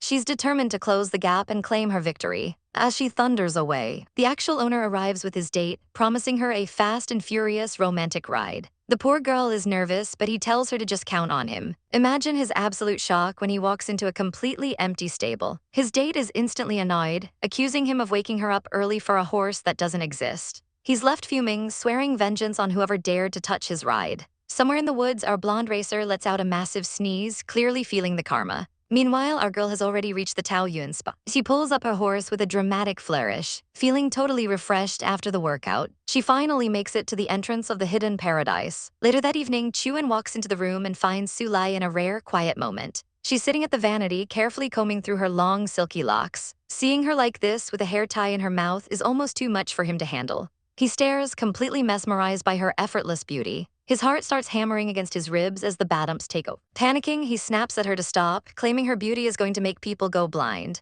Sulai is naturally annoyed, wondering why this idiot is yelling at her for just existing. He suddenly offers to comb her hair himself, looking way too excited about it. She's suspicious, asking who on earth taught him how to do that. When he reveals he used to comb his dog's fur, she loses it and gives him the beating he deserves. After a good cry, the big baby begs for another chance to help her out. Sulai finally gives in, sitting down with a tired ugh. Chuan is delighted, promising he won't let her down this time. But the moment he starts, he's yanking her hair like he's trying to start a lawnmower. He eventually finds his rhythm, gently working through the tangles. Sulai actually starts to enjoy it, admitting that his technique isn't half bad. But then a chaotic idea sparks in Chuan's brain as he looks at their hair side by side. He starts weaving his own blonde locks in with her purple ones. He's actually braiding them together into one giant mess of affection. He giggles to himself, looking like a total gremlin who's very proud of his work. Sulai complains that he's taking way too long and wants to get going. She finally loses patience and tries to stand up to leave, but she's immediately yanked back by the scalp because they are literally tied together. She realizes he's braided them into a permanent knot, and she is absolutely ready to end him. Our girl and her companion are in a real bind, and by bind, I mean their hairs is literally knotted together. It's an awkward, blushing mess as they try to figure out where one person ends and the other begins. Our heroine is pouting hard, struggling to untangle the mess while her heartbeat probably sounds like a drum. She snaps at him to back off, but hello, you guys are physically attached at the scalp. A sudden thud echoes through the room as they tumble over, and let's just say the positioning is compromising. She lands right on top of him, demanding to know why he can't just stay still for 5 seconds. He's getting flustered, arguing that she's the one who got too close in the first place. The silence that follows is so loud you could hear a pin drop in this chaotic mess. While they bicker like a married couple about the hair pulling, little do they know they have an audience. Outside, a couple of noble girls are heading to the spa, totally oblivious to the drama inside. They're busy acting all high and mighty, making sure they get the first dip before the commoners arrive. But suddenly they hear a frantic voice screaming for someone to stop moving. Inside, our girl is basically threatening him to stay quiet, which sounds way worse than it actually is to anyone eavesdropping. The girls outside are hearing things like "be gentler," and their minds are immediately going to the gutter. They exchange a look. This is the tea of the century, and they are not about to miss it. They start peeking through the bushes, ready to catch some scandalous action. Creeping closer to the window, they're practically holding their breath to see what's happening. From their perspectives, it looks like a full-blown romance novel cover come to life. They're absolutely living for the drama, thinking our girl is some kind of bold seductress. But the jealousy kicks in fast, and they immediately pivot to calling her shameless and a total slut. They decide right then and there that they have to catch her in the act to ruin her reputation. Meanwhile, the actual scandal is just two idiots wondering how an accident could result in such a permanent knot. Our girl is roasting his brushing skills while he's just begging her not to get any closer. Suddenly, heavy footsteps approach and the temperature in the room drops to sub-zero. It's Senior King Liu, and he looks like he's ready to commit a crime after seeing this display. Our heroine freezes, realizing this looks absolutely terrible to anyone with eyes. She tries to explain that they're just stuck, but her nervous laughter isn't helping. King Liu's expression is pure ice as he stares down the happy couple. He zooms in on the tangled hair, and you can practically see the jealousy radiating off him. He repeats the word stuck like it's a death sentence. Without a word of warning, he draws his sword, looking like he's about to chop someone's head off. He grips the hilt tightly, and our duo realizes they might have reached the end of their journey. With a lightning-fast swoosh, the blade cuts through the air. The knot is gone, but so is a significant chunk of their hair. The severed braid falls to the floor, marking the most aggressive hair appointment in history. He coldly tells them that if they are stuck, they should just cut it off, leaving them shaking in their boots. He demands they get up immediately, and our girl is too terrified to even argue. She tries to play it off with some awkward flattery, but her soul has definitely left her body. While she's relieved to be free, her companion is having a total meltdown in the background. He picks up his ruined braid, looking like he's lost his best friend after all that hard work. He snaps, standing up abruptly to confront the man who just butchered his hair. He starts gesturing wildly, demanding to know why King Liu had to be so crude and ruin his masterpiece. King Liu just stands there with that "I did what I had to do" energy, completely unfazed. But the tension isn't over yet, as hands are grabbed and more demands are made. He accuses her of being unfair for running away during their race, trying to regain some control. Our girl just sighs and agrees to do it again just to stop the bickering. But King Liu steps in with the ultimate flex, declaring he'll do the hair himself since no one else knows what they're doing. Senior King Liu isn't taking any chances now that the annoying clowns have finally scattered. Deep in the bushes, two gossiping girls realize they've accidentally stumbled onto the biggest secret in the palace. The person under Su Li's protection is actually the prince. They're ready to cause some major drama, convinced our girl is up to no good. But before they can even take a step, a sword drops from the sky with a terrifying clang right between them. They freeze in pure unadulterated terror. Senior King Liu looms over them like a literal shadow of death, noting that they've seen way too much. He slowly retrieves his blade, the metallic scrape sending shivers down their spines. With a chilling gaze, he makes it crystal clear. They need to know exactly what to tell and, more importantly, what to keep their mouths shut about. The girls nod so fast they might get whiplash, terrified into absolute silence. With a final savage smirk, he warns them that if a single rumor leaks, he'll know exactly who to visit.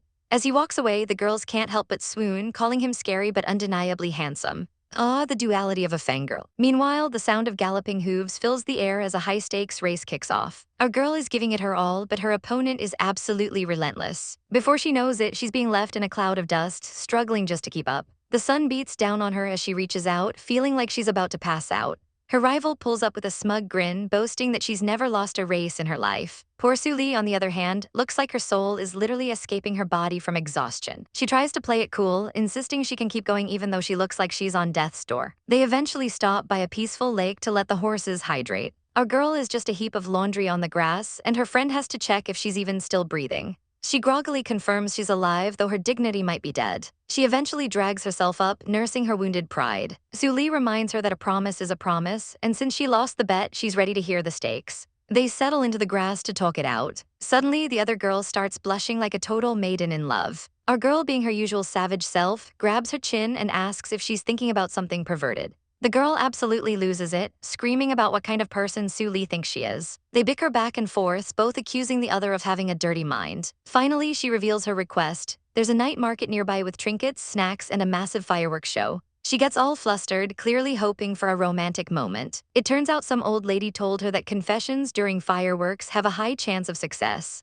With a beating heart, she finally manages to ask our girl to go to the market with her. Suli agrees instantly, giving her a quick tap on the hand. The girl is stunned by the immediate yes, her heart doing backflips. But the romance is short-lived because Suli immediately starts grilling her about the food prices and if it's spicy. She even pulls out a notebook to plan her feast like a total glut. The mood is completely killed when Suli suggests bringing 2 more people along. Her friend is horrified, threatening that Suli will have to pay for her own food if she brings third wheels. Our girl calls her stingy, while the poor girl is screaming internally that she just wants to be alone. Suli goes on a heroic tangent about how they're 3 peas in a pod who overcome everything together. She eventually waves her off, promising to see her tonight. She even tells her to dress up, though our girl tells her to stop nagging. As she rides away, Suli shouts back that she'll bring some snacks for the others later. As evening falls, footsteps approach a wooden door. The door creaks open, revealing a shadow. And just like that, a surprise visitor pops in, ready to hang out and potentially ruin all the quiet plans. Our girl is caught in a compromising position, looking like a total deer in headlights when her friend walks in on her sitting there half naked. She quickly tries to shift the blame onto Wu Peixian, acting like it's his fault she's in this chaotic state.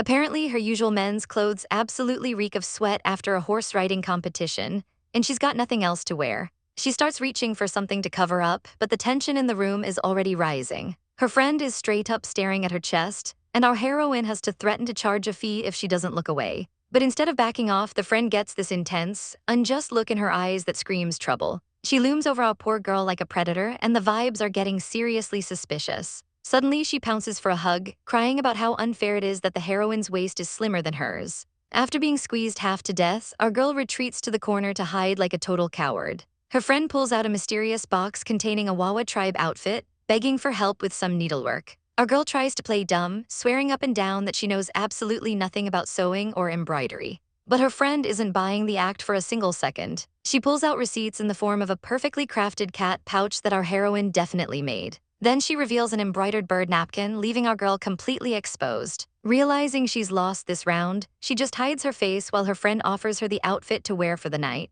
She takes a peek inside the box, and even she has to admit the clothes look stunning. The glow from the box is practically blinding, signaling that this isn't just any ordinary dress. It's incredibly shiny and clearly cost a fortune, but her friend just waves off the price like it's pocket change. With a cheeky "have a great night," her friend makes a quick exit, leaving her with the goods. Our girl is left standing there with a massive pit in her stomach, feeling like she's walked right into a trap. Outside, the friend knocks on a door, making sure the plan is in motion before heading off. She whistles for a messenger bird, looking like she's got some secret business to attend to. The bird takes flight, carrying whatever schemes she's cooked up into the sunset. The pigeon lands on her finger, and she can't help but giggle at the good news it's brought. The message promises a free feast of grilled fish at a local restaurant if she just mentions a specific name. The thought of free food has her swooning, and she's already dreaming about that delicious meal. She skips away to find her other friends, totally oblivious to whatever drama is about to unfold. Meanwhile, the town is buzzing with a vibrant night festival, filled with lanterns and the smell of fresh cookies. On a quiet bridge away from the chaos, a handsome blonde guy is waiting, complaining about how slow someone is. He's looking incredibly sharp, but the noise of the festival is clearly testing his patience. Suddenly, the crowd starts whispering as a mysterious beauty enters the scene, turning every head in the area. Every step she takes is accompanied by the soft ring of bells on her ankles, drawing everyone's gaze to her. She reaches out a delicate hand, and the blonde guy is completely caught off guard. It's our heroine, and she looks so breathtaking in the tribal outfit that his face turns beet red instantly. He's staring at her like he's seen a ghost or maybe just an angel, and he can't even find his words. The sight is so much for his heart to handle that he actually gets a massive nosebleed and starts to faint. Our girl panics, quickly dipping a cloth into the water to help cool him down. She wraps the cold cloth around his head, looking genuinely worried about his sudden illness. She can't wrap her head around how a healthy guy like him could get sick so suddenly. He just pouts, telling her she wouldn't understand, while she remains blissfully unaware of the effect she has. They look out at the crowded market, where the lure of face powder and cakes is calling her name. Our girl gets that sparkle in her eyes, looking totally excited to dive into the snacks. She cheers and starts to bolt toward the food stalls, ready to eat her weight in treats. But before she can disappear into the crowd, he grabs her arm to keep her from running off alone. Paxian suddenly grabs her hand, claiming the crowd is too thick and they might get separated. Our girl is caught off guard by the sudden contact, staring down at their joined hands in total shock. Paxian plays it cool, telling her to just hold on tight as they dive into the festivities. But her heart is absolutely racing. Is she coming down with something, or is the romantic tension finally reaching a fever pitch? They lose themselves in the chaos of the market, even stopping to try their luck at some local games. Paxian turns out to be a total pro, winning a literal mountain of plushies for her while she cheers him on. After all that excitement, our heroine stretches out, fully embracing the vibrant energy of the night market. But the walking has worked up a massive appetite, and she's ready to see what kind of street food this place has to offer. Her eyes lock onto a massive discount sign, and she immediately decides that's their next destination. She's ready to devour every single thing on the menu, even if she risks a total food coma. Paxian blushes, mentioning he's already scouted out some local specialties just for her. Thrilled by his initiative, she grabs his arm and tells him to lead the way to the feast. Paxian whips out a literal map, guiding them through the winding streets with total confidence. However, when they finally arrive, the restaurant looks a little less than 5-star. The tables are wobbly, and the only worker there looks like he'd rather chop them up than the vegetables. The chef gives them a terrifying glare, making our girl hide behind Paxian in pure survival instinct. Despite the sketchy vibes they had inside, though she can't help but notice the place is suspiciously empty. That's when Paxian drops the bomb. He booked the entire restaurant just for the two of them, causing her to nearly choke on her tea. He awkwardly explains that he just wanted a quiet place for them to enjoy their meal together. As he hands her a napkin, she realizes she forgot he's literal royalty. Of course, he's not used to rowdy commoner spots. She starts fiddling with a paper boat, explaining how commoners usually eat in a much more chaotic fashion. She tries to convince him that having a little fun while eating isn't a crime, even for a prince.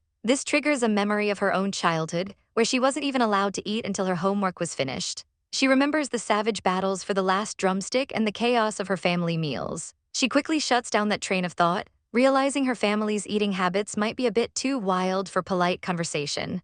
Paxian watches her intently, clearly processing her words. He admits that this is actually his first time ever eating a night market with a friend.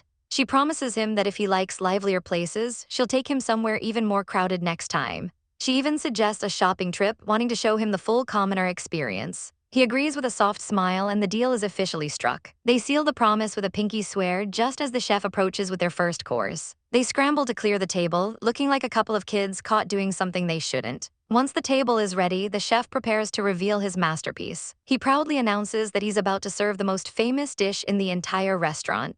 And then he drops a literal grilled crocodile right in front of them. Our girl's face says it all. She's wondering if the locals here have stomach linings made of actual steel. Paxian seems totally unfazed, calling it a specialty and asking the chef to bring out the rest. Next up on the menu, spicy tadpoles and a lovely plate of fried spiders. Yum. She stares at the bizarre spread, wondering how on earth she's going to survive this date.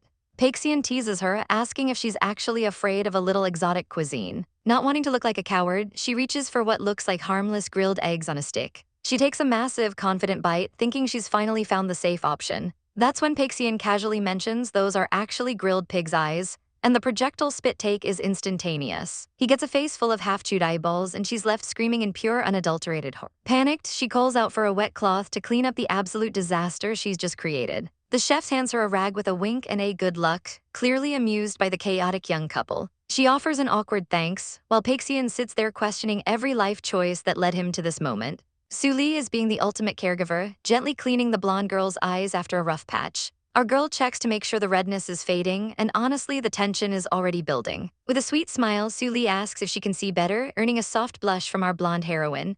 But the romantic vibes take a sharp turn when Suli hands back the cloth, leaving the girl totally flustered. Dinner time arrives, but the menu is questionable to say the least. Suli tries to stay brave, hypnotizing herself into eating the mystery dish. I mean, who wouldn't be terrified of a literal whole alligator sitting on their plate? Seeing our girls struggle, the blonde heroine suggests hitting the night market instead. Suddenly, it's a mission. They're going to conquer every single food stall on the street. They ditch the fancy restaurant so fast the waiter doesn't even know what hit him. Seriously, the poor guy is devastated that his alligator masterpiece went untouched. The night market is buzzing with life and delicious smells. Suli is back in her element, pointing out their next targets with savage determination. It's a full-on eating contest now, and neither of them is backing down. They're grabbing everything in sight, from savory snacks to beautiful candied fruit. Suli is basically inhaling the food at this point. Bowl after bowl, the stack just keeps growing as they push their limits. Under the glow of the full moon, the battle finally ends. They're both completely stuffed, calling it a tie after a legendary burp. But things get serious when Suli asks why the royal food never made her this happy. We get a heartbreaking glimpse into the blonde girl's past,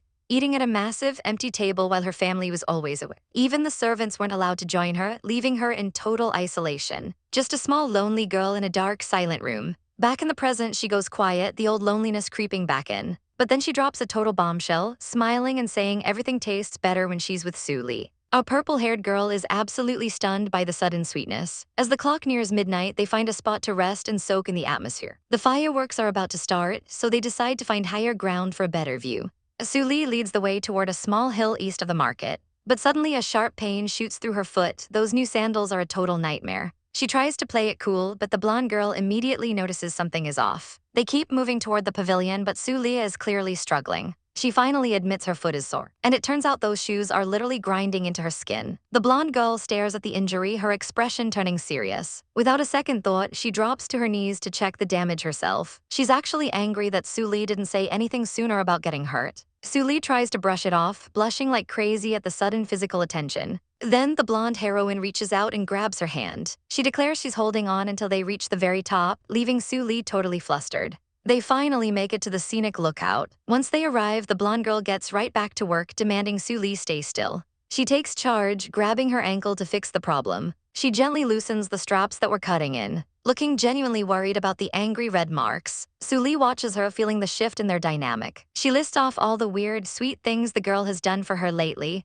from the horse races to this market trip. Our heroine just stands there looking chaotic and cute while Suli questions her behavior. Finally, she just smiles and calls Suli dense for not realizing how much she cares. They stand together under the stars, watching the world go by. Our girl is caught completely off guard as the mood gets way too serious. As fireworks explode in the sky, the tension on the ground is reaching a breaking point. Paxian drops the ultimate bombshell, confessing her feelings right then and there. They stand under the glowing lanterns, but our poor heroine is internally screaming. She tries to play it off as a joke, but the look on Paxian's face says she's dead serious. Paxian grabs her, demanding to know if she thinks this is all some kind of game. Trapped and desperate, Suli finally spills the tea, revealing that she is actually a boy. He practically begs her to check for herself just to prove he's not lying. And because this story is chaotic, Paxian actually does it, leaving our boy absolutely shook. He figures the truth will finally set him free from this awkward romantic tension. But instead of walking away, Paxian gives him a glare that could freeze the entire palace. Suddenly, guards surround him, and our boy realizes he might have just signed his own death warrant.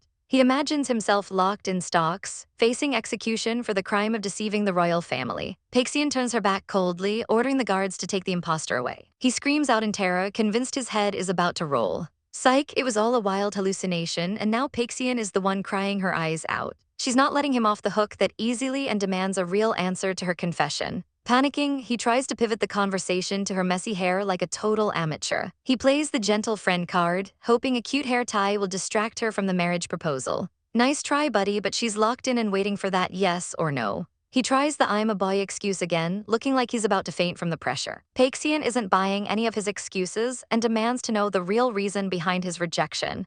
Our boy is drowning on dry land, praying for literally anyone to come save him from this disaster.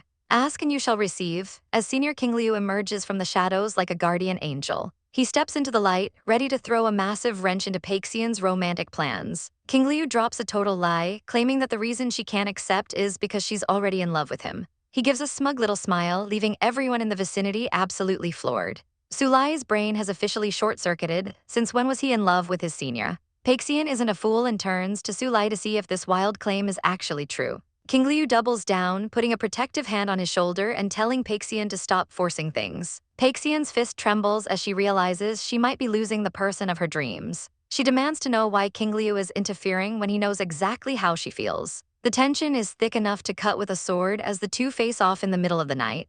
King Liu stays stone-faced, refusing to back down from the challenge. Sulai rushes over to check on him, looking like the worried maiden he's supposed to be. Paxian watches in horror, noticing that things have taken a violent turn. King Liu wipes a drop of blood away, coolly stating that the injury isn't even his. Our protagonist is spiraling, wondering what kind of insane drama he's stumbled into now. Paxian watches them whisper together, her jealousy reaching dangerous new heights. She grabs Sulai's arm one more time, refusing to let him go without a fight. She looks him dead in the eye, desperate to hear the truth from his own lips. Seeing no other way out of this mess, our boy decides to fully commit to the bit. He shakes her off and shouts that he's totally in love with Senior King Liu, leaving Paxian completely heartbroken.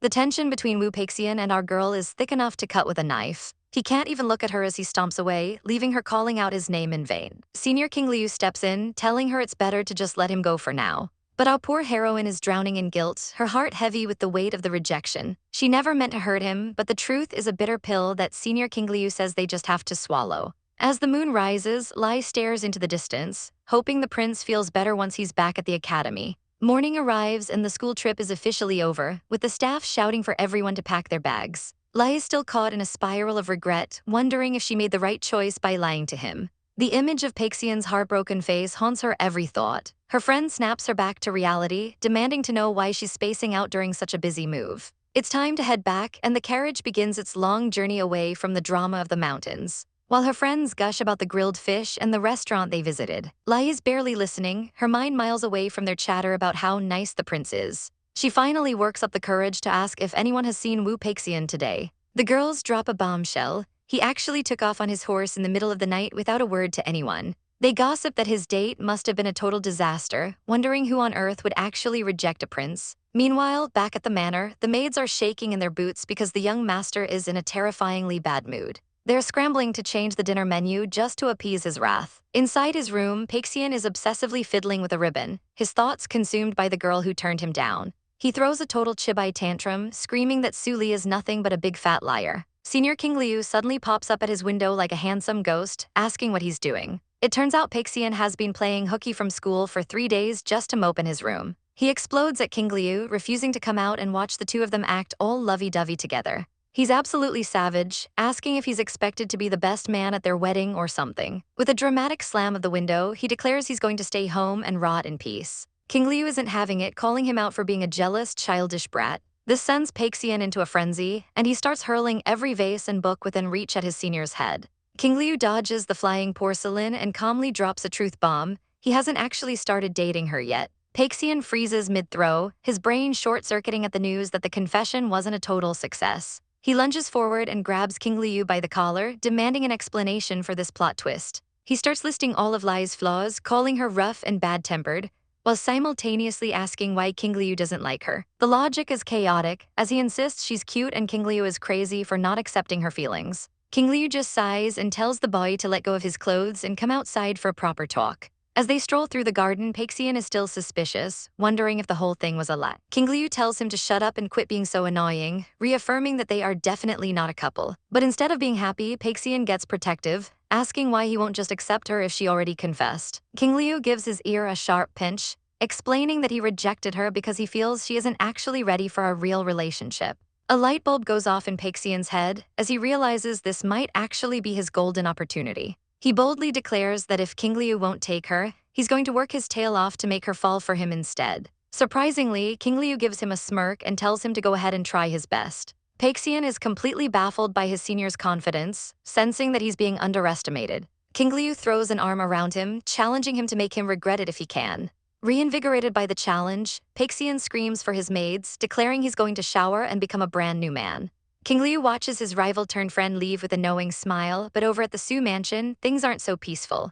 Our girl is so distracted that she pricks her finger while sewing, a bad omen for the chaos that's about to come her way. Our girl pricks her finger while working on some embroidery, but her mom is more worried about the fabric than her daughter's pain. Talk about a cold-hearted reaction. Our poor heroine is nursing a wound while her mother just wants to inspect the goods. The mom literally thanks God the embroidery is safe, making it very clear where her priorities lie. She tosses the work back, reminding her daughter this is a gift for her future mother-in-law, leaving our girl with a seriously bad omen.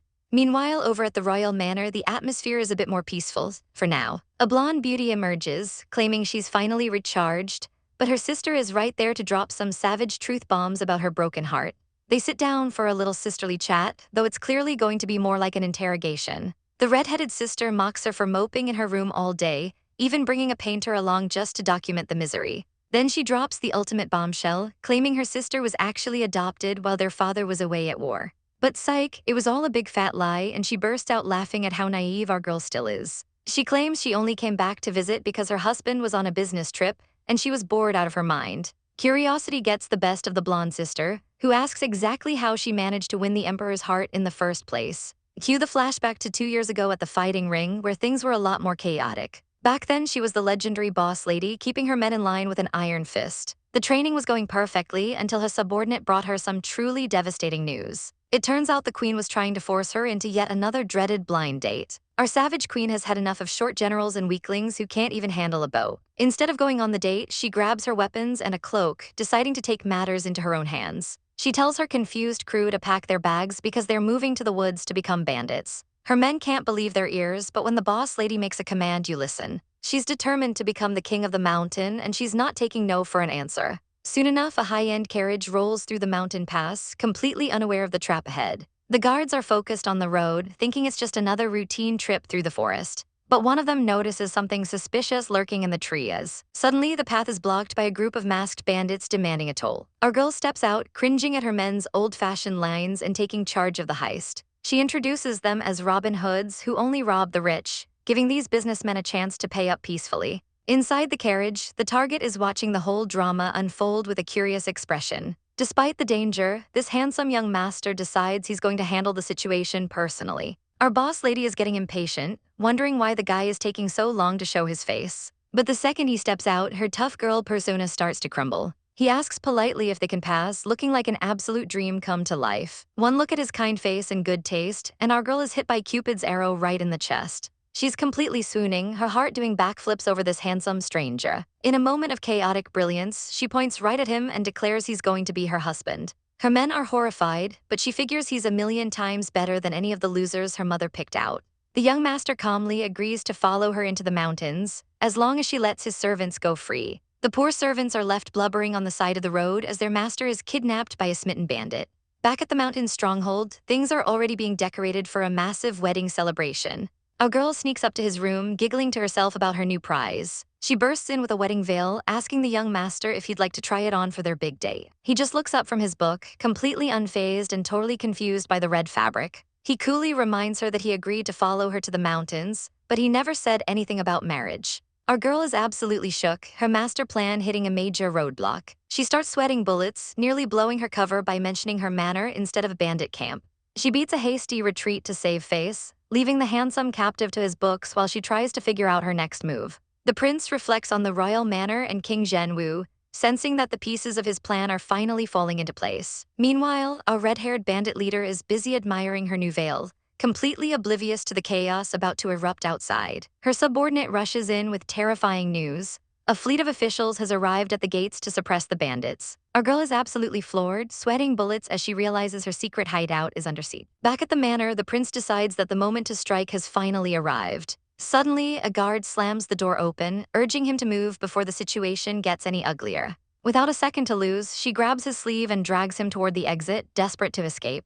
She begs him to leave with her now, but he isn't moving an inch. He questions why the officials are being so aggressive when she hasn't even hurt anyone yet. She frantically explains she only chased the real bandits away, but he just smiles and calls her by her secret name, Pizheng. Her heart skips a beat as he reveals he knows her true identity. She's the daughter of the legendary King Zhenwu. She tries to play it off with a nervous laugh, but the officials are already closing in on the area. Panic sets in as she realizes she can't explain this mess to her father, the king. But the prince has a savage plan. They'll just tell everyone the king's daughter saved the crown prince from a bandit attack. He tosses on his royal cloak and drops the ultimate bombshell. His name isn't just some random noble, he's Li Jing, the crown prince himself. Our girl is left completely stunned as he casually asks her out on another blind date once they return home. Later, Pizheng brags to Su Li about how the prince totally succumbed to her charms, but our heroine is highly suspicious of the whole story. Su Li realizes she needs a new strategy to handle this chaotic royal and his schemes. Her plan: approach the enemy directly and figure out exactly what he's up to. The scene shifts to the prestigious Tao Yuan Academy, where wisdom is supposed to be the priority. Well, wisdom and sleep, as our poor heroine is currently catching some Z's during a boring lecture. Someone starts poking her hair, and she groggily tells them to stop messing around while she's dreaming. She's about to lose her temper until her friend whispers the most terrifying news possible. The prince is actually here. Suli's eyes go wide with shock as the reality of her situation sinks in. She immediately tries to vanish behind her textbook, praying to the gods of invisibility. But it's no use. The teacher announces that Wu Peixian is officially transferring into their class today. The girls in the room immediately start swooning over his cool and friendly royal vibe. Suli continues her "he can't see me" mantra, hoping her book acts as a magical shield. He flashes a charming smile at the crowd, playing the part of the perfect prince to a T. But then he bypasses every empty seat to sit right next to our trembling heroine. He leans in and whispers that she can stop hiding now because he spotted her the moment he walked in. She forces a fake, pained smile, asking if he's just stopping by for a quick visit. He smirks, telling her he's transferred here for good and expects her to take very good care of him. Suli's imagination goes wild, picturing herself as his personal slave being exploited by a school capitalist. She envisions him literally kicking her into gear and making her catch rabbits for his dinner. Her brain short-circuits as she remembers his confession, and she suddenly screams "no" at the top of her lungs. The whole class stares in silence as the teacher snaps at her to sit down and prepare for a surprise test. A literal bolt of lightning strikes her soul as she realizes she is totally unprepared for an exam today. She stares at the paper in despair, realizing the questions look familiar but her brain is a complete void. Suddenly, the prince slides a note across the desk with a confident, sparkly wink. She opens it, expecting the answers to the test, but it's just a note calling her honey and asking her out for lunch. Furious at his audacity, she crumbles the note and chucks it right back at his smug face. The teacher is absolutely fuming because someone is turning her exam hall into a total playground. Our poor heroine is about to get the boot when a hand suddenly shoots up in the back. It's the prince, and he's actually stepping up to take the blame for the paper-throwing chaos. The teacher isn't having any of it and kicks both of them out of the room to go calm down. Outside, the summer heat is intense with the constant, annoying buzzing of cicadas. The prince proves his aim is lethal by sniping a bug right off a tree with a perfectly aimed crumpled note. Our girl is beyond grateful, thinking he saved her because he's some kind of genius who already finished his work. But in reality, he just didn't know a single answer and wanted a cool excuse to leave. He claims he's way better at the practical stuff anyway, like tracking and interrogation. His father literally hired pros to teach him how to be a master spy, even if he thinks he'll never get the chance to use it. Our girl realizes he's not just some spoiled rich kid after all. When she tells him he's actually pretty impressive, he practically starts glowing with pride. But she can't help but ask about the dark rumors, like the time he supposedly chased a student out of the academy just for being in a bad mood. The prince just facepalms, totally over the school gossip mill. He tries to walk away, but our heroine grabs his hand to stop him. She looks him dead in the eye and demands to hear his side of the story. She refuses to believe he's the savage villain everyone says he is. Flustered and blushing, he finally spills the tea. He actually caught a suspicious student in a restricted area of the library who definitely wasn't who he claimed to be. Our girl is shocked he kept it a secret just to avoid a scandal, and she insists he needs to explain this to everyone. If he won't do it, she'll become his personal PR manager and do it herself. Even though they're technically being punished, the prince is smiling like a total dork because of her support. But our girl remembers her mission and tells him they absolutely cannot be together. He's not buying it for a second and lifts her chin to look her right in the eye. She tries to claim she's still in love with someone else, but she's sweating bullets under his gaze. He calls her out instantly, citing page 14 of a body language textbook to prove she's lying. To double down, she screams her love for Senior King Liu so loud the whole courtyard hears her. The random students nearby are actually moved by her fearless confession. One guy even starts preaching about how courageous young people should be with their hearts. But the romantic mood is immediately ruined when the resident mean girls stomp onto the scene. The leader calls our girl a total disgrace for acting so lovesick in a place of study.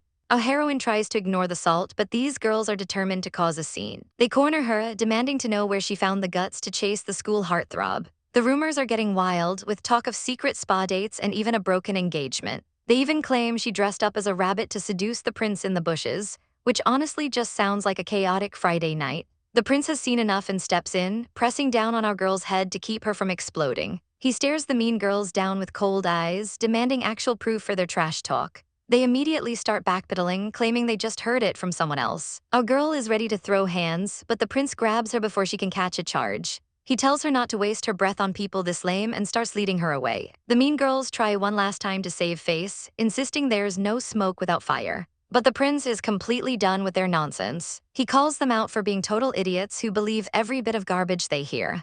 Meanwhile, in a much quieter room, a regal man is calmly reading, unaware of the drama his students are stirring up. The prince isn't letting this slide, dragging our poor heroine away while the peanut gallery watches in total confusion. Even after being scolded, these petty girls are still swooning because apparently a handsome face excuses a terrifying temper. Our girl is struggling to keep up as he marches her through the academy with a look of pure focus. She finally thuds right into his back when he stops at a mysterious location. It turns out they're at the school's massive bell tower, and she's wondering if he's lost his mind. She asks if it's time for class, but the prince has a much louder plan in mind for her bullies. He grabs the striker with a look of savage determination. He's not just making noise, he's here to salvage her reputation once and for all. With a massive swing, he sends the striker flying into the iron. The bell rings out across the entire campus, echoing through the trees and making everyone stop dead in their tracks. The mean girls are absolutely shook, wondering what on earth is causing this commotion. Every student in the vicinity sticks their head out a window to catch the latest tea. Even the high-tier seniors are forced to take notice of the chaos. A massive crowd gathers at the tower as the prince prepares to make his grand stage debut. He announces his royal status to the masses with zero chill, making sure everyone knows who they're dealing with. He lists every single nasty rumor, from the spa to the rabbit costume, and declares them all absolute lies. He tells the crowd to move aside, his savage presence alone clearing a path through the students. One sharp glare is enough to make the main haters tremble in their boots. Our girl finally breathes a sigh of relief, thinking the drama is finally over. Up on the roof, the spectators are absolutely living for this high-stakes performance. But wait, the prince isn't finished yet, pulling her back for a grand finale. He takes a deep breath, ready to drop a truth bomb that no one in this academy saw coming. As the girls watch with dropped jaws, he confesses right then and there that he actually likes her. Our heroine is left blushing like a total tomato while the crowd erupts in a collective wow. The news spreads like wildfire as students can't believe the prince is being this serious. One girl is swooning over the sheer romance of a public confession. Meanwhile, her ex-fiancé is literally crying on the roof, realizing he fumbled the bag of the century. He regrets his life choices, but it's too late because the prince just set a new standard for loyalty. He keeps shouting about being head over heels, but our girl has had enough of the public embarrassment. She grabs him by the collar and starts strangling him to drag him away before he can cause an even bigger scene. The haters are left fuming in the dust, unable to process their massive defeat. That's when Senior Jinquin steps in, looking like a literal angel of grace. She asks what happened, and the mean girls immediately start chirping their lies again to turn the senior against our girl.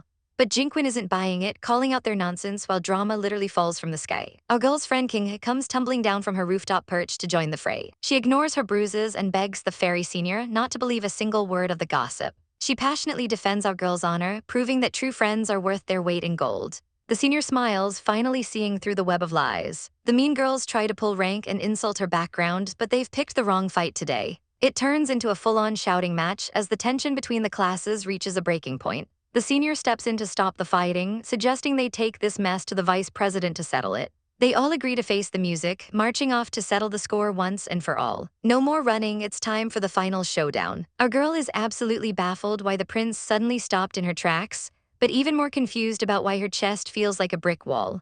The prince isn't having it, demanding to know why she's digging up the past when she clearly told her to drop it. See, her father raised her to be a savage who never gives up on a target, no matter how fearless she has to be. Suli gently suggests that maybe, just maybe, she's been aiming at the wrong person this whole time, but the prince is determined to give it a shot anyway. She starts lecturing our poor heroine about how just because King Liu likes her doesn't mean he's actually going to date her, leaving Suli fuming at the audacity. Instead of a thank you, she's getting a scolding, and honestly, the prince's dramatic pouting is reaching new heights. Suli finally gives in and thanks her for standing up for her, which immediately brightens the mood as they head off for some much-needed cafeteria food. Our girl can't help but smile, thinking that despite the chaos, things might finally be settling down. She figures the prince is just being nice because it's about to rain and prays that in a few months, he'll find a new obsession to bother. Back at the pavilion, Suli is busy bragging to her friends about how she totally dominated during lunch to secure a drumstick. The prince watches her from the side with a look that is way too soft for someone who claims they aren't interested. But the peace is short-lived as she notices a teacher approaching with that "you're in trouble" look. Turns out, the vice president wants to see Suli immediately, and that is never a good sign for a student trying to stay low profile. Her friends are shaking in their boots, wondering what on earth our girl could have done to get summoned to the big boss's office. The heavy doors of the vice president's office loom over her like the entrance to a dungeon. The VP starts laying into her, screaming about how Tao Yuan Academy is for studying, not for starting scandalous romances. When he threatens to call her parents, Su Li's soul practically leaves her body as she begs for any punishment other than that. Suddenly, the prince kicks the door open like a total boss, demanding the VP's attention.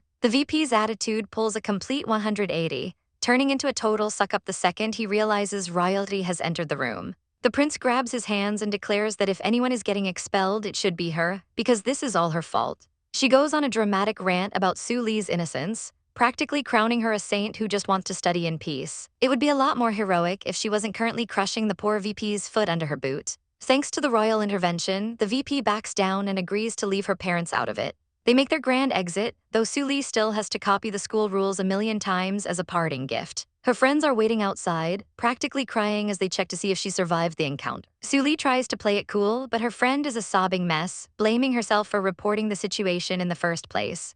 Our girl is a total sweetheart, comforting her friend and telling her it's all okay while the drama finally cools off. They both agree that keeping a low profile is the priority now, even if their lives are a literal magnet for trouble. But of course, the prince is still lurking, refusing to leave our girl's side for even a second. She awkwardly suggests they walk home together since they're heading the same way, blushing like a total maiden. The friends share a look, sensing the thick romantic tension in the air. Suddenly, her bestie gets a light bulb moment and decides it's time to play matchmaker. She invents a wild craving for candied fruit and drags the other guy away, leaving the couple alone.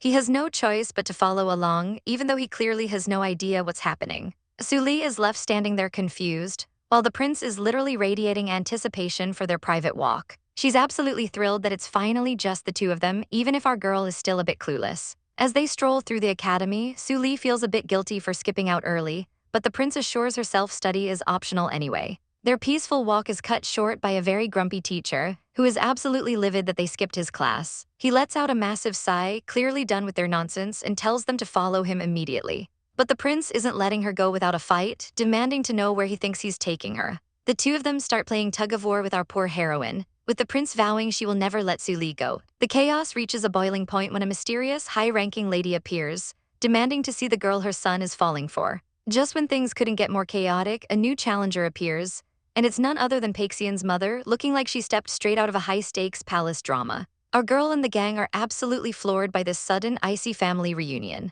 The queen mother immediately starts throwing shade, calling Su Li incredibly rude for not bowing down to her authority. Paixian tries to defend his crush, but mom turns on the waterworks, acting like a total martyr who's being bullied by her own son. To keep the peace, the prince has to resort to acting cute, which is honestly a sight to behold for everyone watching. The queen isn't buying the sweet and gentle act for a single second. Right on cue, the local mean girls show up to spill all the tea, claiming our poor heroine is actually a rough and tumble savage. These girls are everywhere like a bad rash, desperate to sink Su Li's reputation in front of the royal family. The queen narrows her eyes, demanding to know if these rumors of her being a violent commoner are actually true.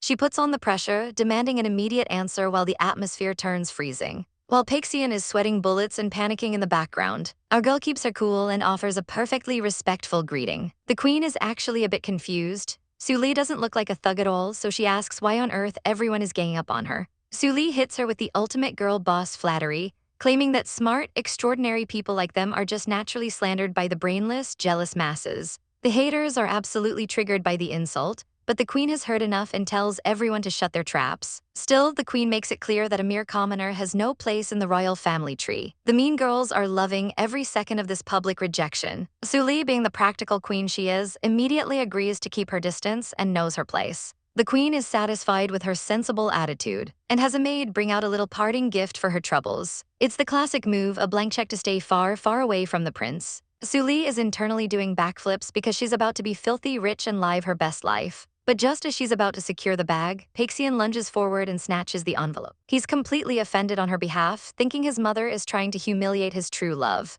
Before our girl can stop him, he rips the $5 million check into tiny, useless pieces of confetti. He thinks he's being a hero, protecting her honor. But Su Li is ready to throw hands because he just literally shredded her retirement fund. The queen is heartbroken that her son is choosing a savage over his own mother. She's officially done playing nice and calls in the heavy hitters. The guards apologize for the rough handling, but they have strict orders to drag the prince back home for some serious grounding. Our girl can only watch in total disbelief as the royal drama reaches peak levels of insanity. Poor Paixian gets gagged and hauled off like a sack of potatoes while Su Li tries to stay out of the crossfire. The The queen warns Su Li that she's a professional and won't be tricked by any naive commoner acts. Our girl is just standing there confused, but the queen's imagination is running wild, accusing her of trying to trap the prince with a baby to force a marriage. Su Li is absolutely mortified as the queen continues her tragic, delusional monologue. It's clear to everyone watching that the over-the-top dramatic flair in this family is definitely genetic. The queen gives one last haughty warning never to dream of marrying into the royal family.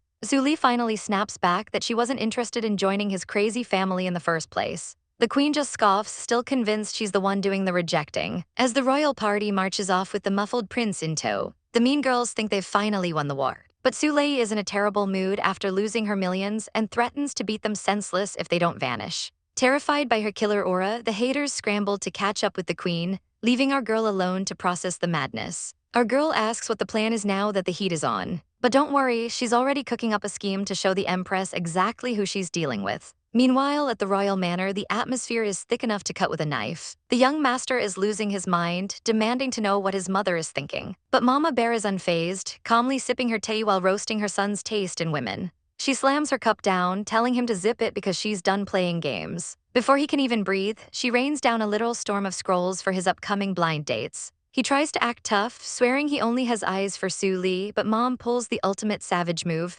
telling him to date her and be dead to the family. He looks like his entire world just crumbled into tiny pieces. She reminds him that their family's survival depends on who he marries, and a nobody girl is a one-way ticket to a treason charge. She makes it crystal clear that falling for a commoner is a luxury he simply can't afford. Our poor boy tries to rebel by acting like a spoiled brat, but Mom just gives him that terrifyingly calm look. She casually mentions Su Li's family business, and the threat is as clear as day. He realizes his girlfriend's safety is on the line, and his face goes pale. He begs her not to hurt Su Li, but Mom just stares him down, waiting for him to submit. She waves the profiles of high society daughters in his face, promising they're safe for the family. Totally defeated and desperate to protect his girl, he finally snaps and agrees to the dates. He's so dramatic about it, shouting that he'll marry them all if he'll make his mom shut up. Mom doesn't even blink, immediately calling for her maids to move on with her day. She checks her reflection, knowing she's won this round. She's got a social club to attend, leaving her son to wallow in his misery. Back in his room, the young master is a total puddle of despair, clutching a ribbon like his life depends on it. He's in such a bad mood that he even tries to turn down snacks. But the second he hears they're Su Li's special cookies, his internal engine roars back to life. He turns into a feral animal, fighting his friend to get those treats back. He stuffs his face, swooning over how delicious they are. His friend just watches the chaos, waiting for him to actually swallow his food. Once the cookie-induced high wears off, the friend asks if he's actually going through with the dates. Our boy starts bawling, terrified that if he doesn't, Su Li will pay the price. But then a spark of mischief lights up between them. The friend tells him to leave everything to her, and you just know it's going to be chaotic. He starts rummaging through his drawers like a madman. And what does he find? A little messenger bird he calls Fatty. He sends the bird off, looking way more serious than a guy with a pigeon has any right to be. But then he turns into a blushing mess, nervously asking how his girl is doing. The friend decides to be a savage and tells him she's actually thrilled to be rid of him. He instantly turns into a puddle of tears, feeling absolutely betrayed. After the emotional roller coaster and an empty plate of cookies, it's time for the real work to begin as the subordinates report that the control room is ready. The plan is officially in motion. Get ready because the team dedicated to ruining these blind dates has just been established. Our heroine is seriously questioning why everyone in this room has to be so incredibly dramatic. The mission meeting kicks off with a professional presentation that feels a little too intense for a school project. The objective is laid out with military precision. Poor Pixian is apparently in a miserable situation, and the girls are soaking up every bit of the tea. The goal, make sure this blind date is a total disaster so the client gets rejected. Our girl is the only one with a conscience, worrying if they're actually ruining a good thing for the guy. She's handed a scroll to see the mysterious lady they are up against. But when she opens it, she's hit with a face that looks like it belongs in a museum, not a manhwa. Turns out the Empress hired a painter whose unique style is doing the target zero favors. She's finally given a realistic file to investigate the target properly. Miss Jiang is actually a hardworking, smart, and super successful tea industry heiress. The girls start swooning over how cute the target is, which wasn't exactly the plan. They even start comparing her eyelashes to our heroines, making our girl feel totally attacked. The leader snaps them back to reality because failure is absolutely not an option today. Everyone is handed their secret mission envelopes with instructions to follow the plan to the letter.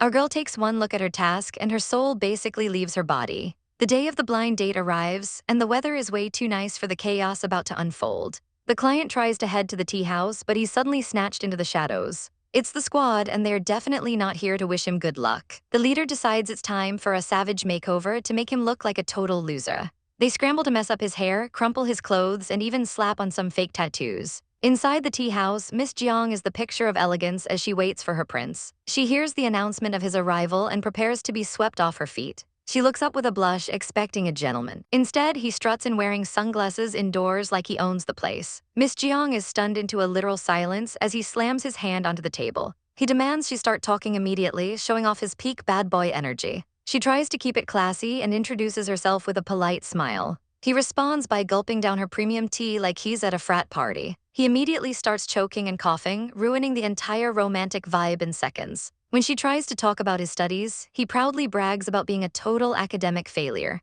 She's baffled, wondering what on earth he actually does with his time at a prestigious academy. He reveals a Peppa Pig tattoo on his arm, and that is the final nail in the coffin for this date. Miss Jung finally snaps, asking if he's planning to be a low-life gangster after he graduates. He leans in close, asking if she's got a problem with his lifestyle while the squad watches from the wings. Suddenly, Paxian appears looking like a literal goddess, ready to turn this chaotic scene upside down. The purple-haired intruder tells our girl to step aside, making a grand entrance. She immediately gets touchy-feely, whining about why Paxian hasn't contacted her in so long. She even casually mentions robbing a bank tomorrow like it's a normal Tuesday. Turning her attention to the blind date, she asks if this is the new girlfriend. She gets uncomfortably close to the poor woman, praising her beauty while our girl watches in horror. With a wink and a wave, she tells them to carry on with their date, but not before promising some fun for their next meeting. Our heroine is left standing there, looking like her soul just left her body. The blind date is rightfully disgusted, wondering why a man with a girlfriend is even here.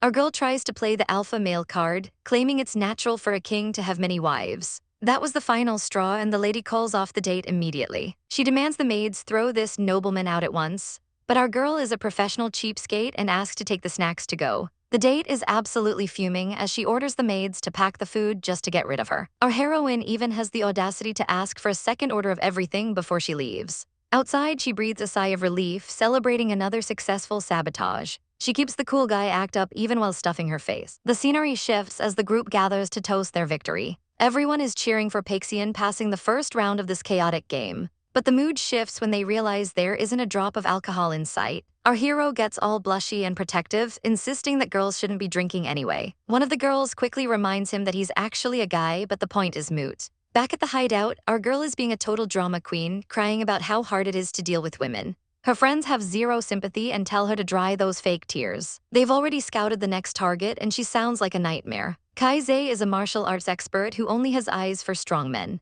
Their usual tricks won't work on someone who can bench press the competition. The boys lean in and start whispering a secret strategy. Their devious snickering sends chills down our heroine's spine. They promise they have a plan, but our girl isn't buying the confidence. It turns out this plan requires some small sacrifices from her side. Before she can run, they grab her, ignoring her desperate pleas for mercy. The girls are kicked out of the room because things are about to get brutal. Senior Mu gives them a terrifyingly sweet smile as he locks the door. The ladies left in the hallway are left with nothing but a very bad omen. Inside, our girl is pinned to the floor, begging them not to come any closer. They tell her to stay calm while looming over her like villains. He claims his book learning has prepared him perfectly for this moment. Calling her a good boy, he prepares to unleash their secret weapon. They've prepared a mysterious potion that supposedly works instantly. It's a strange bottle with what looks like a tiny person trapped inside. Our girl realizes she's in way over her head and tries to back out. But the boys aren't letting her escape this madness. Outside, the girls wonder what's taking so long until a scream about taking off pants echoes through the door. They can only stand there in traumatized silence, wondering what kind of monster they've created. King Liu and the squad are immediately on high alert as some very suspicious, very painful-sounding screams echo through the halls. Our girl Lai is convinced the prince is in mortal danger, and judging by the noise, it sounds like he's being dismantled limb by limb. They look to King Liu for leadership, ready to throw hands for their royal boss. They creep up to the door, hearts pounding as they prepare for the worst. A voice from inside begs for someone to be gentler, and the girls' imaginations are officially running wild. King Liu tries to get a better look, but she can't see a thing through the narrow gap. With no time to waste, she throws caution to the wind and pushes the door open to save the day. They barge in with all the dramatic flair of a rescue squad, but they stop dead in their tracks when they see a spilled jar of white goop on the floor. Instead of an assassin, they find the prince with his leg hoisted up, looking like a total damsel in distress. The dark-haired man holding him looks up, completely unbothered by the sudden intrusion. The prince cries out for Su Li to save him, looking like he's just survived a war zone. The rest of the girls have to cover their eyes to protect their innocent souls. Turns out the torture was just a very intense leg-waxing session, and the prince is mourning the loss of his completeness. King Liu is visibly done with this chaotic duo and tells them to just get on with it. The prince begs her not to leave him alone with the wax master, but a cold hand on his shoulder tells him the session is far from over. While the prince continues to scream bloody murder inside, the girls decide to just play cards and mind their business. Fast forward to the day of the big blind date, and the atmosphere is finally getting serious. Lady Kai arrives with her entourage, looking every bit the elegant noble. She eyes the grand restaurant, impressed by the prince's choice in venue. The waiter greets her with a bow, letting her know that her royal match is already waiting. She follows him to the private room, her heart fluttering with anticipation. She steps inside, hoping that the rumors about the prince being a total hunk are true.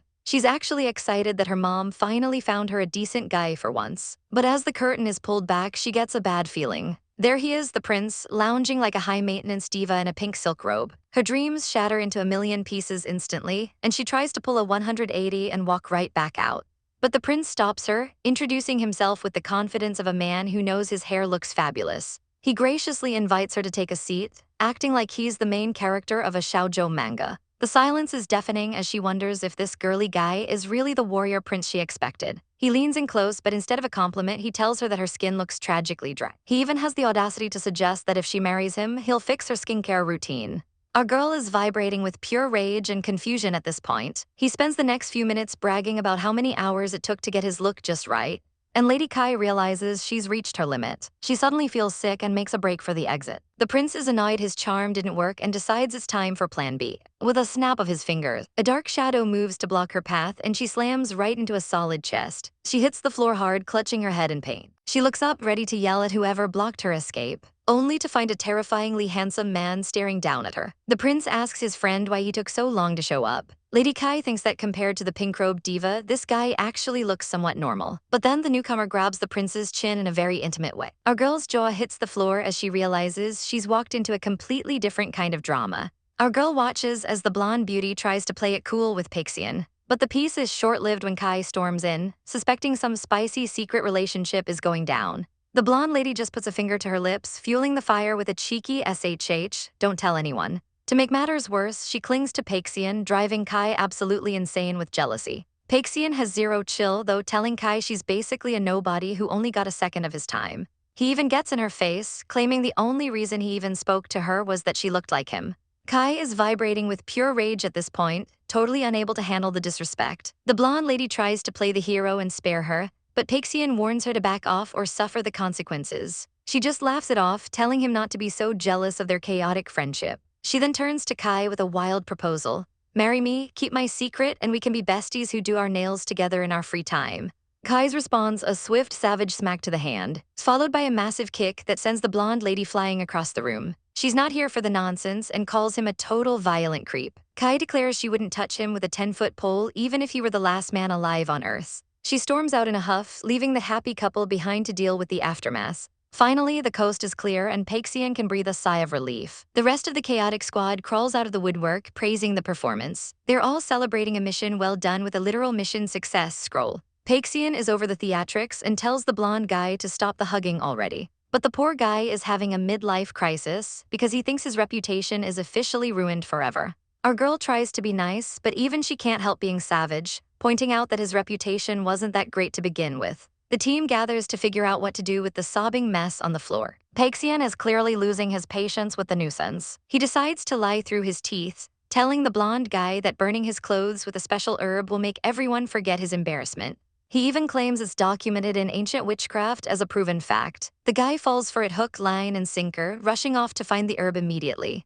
Our girl is stunned, asking if that book is even real, but Paxian admits he just pulled that lie out of thin air. The team is honestly impressed by how smart and savage their leader can be. With that mess handled, it's back to the academy to focus on the next phase of the plan. They gather for a briefing on a brand new target. Paxian lays out the files for the squad to review. This new lady is the definition of perfect, elegant, smart, and way out of any ordinary guy's league. The blonde guy, having learned absolutely nothing, thinks he's the man for the job. Paxian shuts that down immediately with a swift boink to the head for forgetting the mission. The problem is, this woman has no clear preferences, making her impossible to read or manipulate. The team is stumped by the lack of intel on what she actually likes. That's when Kingha steps up with a brainy suggestion. She argues that if they don't know what she likes, they should just make Paxian act like a person that everyone would naturally despise. The squad agrees that it's a solid strategy since nobody hates money, but they need a new angle. Yangchuan gets curious, asking about the industry of their friend's family business. When he hears the business is a secret, his internal monologue starts spiraling into conspiracy theories about powerful families. Paxian has to snap him back to reality because he's been spacing out. He tasks Yangchuan with the ultimate mission: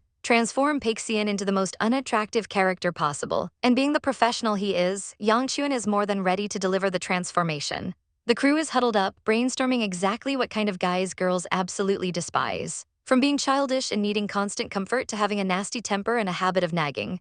They're listing it all. Basically, every single unattractive trait they can think of perfectly describes Paxian, and the girls aren't shy about pointing it out. To help him blow this blind date, his buddy tells him to lean into it and act 10 times more evil than usual. They even suggest he should just demand she becomes his woman right off the bat, though a backup plan is definitely in order. Finally, the day of the dreaded blind date arrives at a beautiful tea house. Paxian is already there, looking like a bratty young master who's lost his patience. He slams his hand on the table to get attention, scaring the poor waitress half to death. He even goes as far as grabbing her collar, showing off his villain side.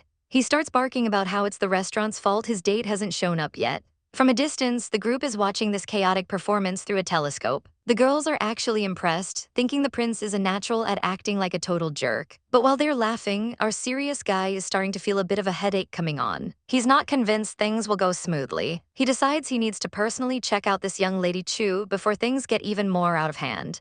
His friends think he's putting in way too much effort for a guy as hopeless as Paxian. Let's be real, Paxian is a bit of a good-for-nothing, but that's why they love him. Suddenly, the lookout spots something interesting. A carriage from the Peace Medical Center pulls up right outside. Everyone crowds the window, eager to get a glimpse of the mysterious bride-to-be. A woman holding a floral umbrella steps out and heads straight for the restaurant. Our guy grabs the telescope, determined to observe the situation from the front row. Inside the tea house, Paxian is still being a menace, chasing away the waitress with his terrible attitude. He's secretly sweating bullets, hoping the girl just bails so he doesn't have to deal with her. But the waitress spots a true beauty entering the room. Paxian catches the scent of medicinal herbs in the air. And there she is, Chu Lisheng, greeting him with a smile and apologizing for the delay. Paxian reminds himself that first impressions are everything, and he needs to be as cold and cruel as possible. Chu Lisheng reaches out toward him, and before he can react, she's got a firm grip on his wrist. Paxian slams the table, screaming in pain like a total drama queen. Without missing a beat, she calls the waiter over. She starts ordering the most bitter body-cooling dishes on the menu, like dandelion stems and bitter tea. Paxian tries to play the stingy guy card, claiming the food is too expensive and he didn't bring any money. He thinks he's being a genius because he knows girls hate cheapskates. But she just smiles and says it's fine, she'll just send the bill to the royal manor instead. As the table is filled with the most disgusting-looking healthy food you've ever seen, she calmly pours him a cup of high-quality bitter tea, leaving our boy absolutely miserable. Our girl is staring down a plate of mystery greens that look like they'd kill a goat's taste buds on contact. She tries to pivot the conversation to marriage, reminding the prince that being the crown princess isn't all glitz and glamour. She explains that she'll have to handle every single headache within the royal manor, basically becoming a glorified maid. But instead of running for the hills, Lady Chu gives him this terrifyingly sweet smile and promises to be the most obedient wife ever. The prince is absolutely losing it because she isn't falling for his traps, even when he warns her about the mountain of paperwork. She counters every point with her professional accounting background, leaving him sweating bullets. Desperate, he decides it's time to call in the cavalry and deliberately knocks over his tea. A loud clang echoes through the room as the cup shatters. Little does he know, a group of spies is already watching his every move through a lens. Seeing the signal, they realize the prince is officially out of his league. It's time for the backup squad to move out and save him from this marriage trap. Back at the table, our girl has already wrapped the prince's hand in enough bandages to turn him into a mummy. She offers him a more powerful medication that can heal bones but comes with a side of extreme pain. The prince gulps in pure terror, praying for his saviors to burst through the door right now. On cue, the debt collectors slam the door open, demanding 8,000 taels. Our girl is momentarily stunned by the massive debt. The lead girl mocks her, asking if she's really ready to marry a man who's this broke. She leans in close, warning Lady Chu that it's better to just cancel the wedding while she still has her sanity. But Lady Chu just smiles, saying it's a wife's responsibility to handle her husband's mess. She calmly asks the group exactly how much the prince owes. The accountant slams his book down, ready to spill the tea. He starts listing everything from dim sum tabs to unpaid perfume bills. Then he drops the heavy hitters: pawn pendants, brothel debts, and stable fees. The grand total comes out to a staggering 60,000 taels. The backup crew is sure she's going to run away in tears now. But our heroine just sighs, refusing to prove the haters right by abandoning her man in a crisis. She admits her savings aren't enough, so she'll just have to report the whole debt to the Empress. The prince nearly has a heart attack, calling her a demon for trying to get his mom involved. Suddenly, Lady Chu shifts her gaze to the leader, mentioning the Jiang Chamber of Commerce. She questions why the daughter of a prestigious, loyal merchant is playing loan shark. The girl's face turns pale as she realizes she's been caught red-handed. She panics, demanding to know how Lady Chu could possibly recognize her. Our girl reveals she saw her portrait in her father's reading room during a business meeting. She playfully suggests paying the girl's father a visit to ask for a discount. Terrified of her dad's temper, the girl immediately waives all the interest and prepares to bolt. She offers a quick good luck before slamming the door behind her. The prince is fuming that his backup turned out to be total cowards. Lady Chu places a heavy hand on his shoulder, telling him the cat is finally out of the bag. The poor prince is left crying for help that's never coming. Deep in a dark alley, a mysterious veiled figure waits in the shadows. The failed backup squad reports back, feeling defeated. Lady Jiang whines that Lady Chu is way too mean to handle, but the veiled stranger promises to take care of it personally. Our girl Qixiang tries to sneak in under a veil, but she's immediately bombarded with questions about her scandalous late-night activities. She tries to play it cool, but the accusations of visiting brothels are already flying. She pushes through the doors to find the local royalty waiting for her. Even with the heavy veil, the blonde prince, who's actually a girl in disguise, recognizes her instantly with some super cheesy dialogue. While the other lady looks on with pure judgment, Qixiang drops a total bombshell. She peels back the veil to reveal fake spots and claims she caught an STD while working to pay off gambling debts. The blonde prince is absolutely clueless and horrified, while our girl puts on an Oscar-worthy performance of a dying woman. She begs for checkup while pretending her life is basically over. Instead of running away, the prince swoons and promises to take full responsibility for her. Qixiang smirks, thinking her plan to scare them off worked perfectly, but then she gets a very bad feeling. The chaos isn't over because someone is hunting for her. Suddenly, Lady Chu grabs her hand and the atmosphere turns ice cold. Qixiang realizes she's in deep trouble as Lady Chu checks her pulse. The doctor dryly points out that this disease isn't infectious at all and can be cured with a bit of plain water. The blonde prince is ready to splash some tea on her face to cure her right then and there. Qixiang tries to make a break for it, but Lady Chu hits them with a reminder about a marriage proposal. They finally manage to escape the awkward encounter. Lady Chu watches them leave with a polite smile, but her internal monologue is much darker. She can't stop thinking about that pulse she just felt, because the lady she just touched definitely had the pulse of a man. While Qixiang and the prince regroup outside, Lady Chu reflects on her own miserable fate of being forced into a marriage. Her maid is a total mess, crying about how her lady's dreams of saving the world will be ruined by some rich good-for-nothing.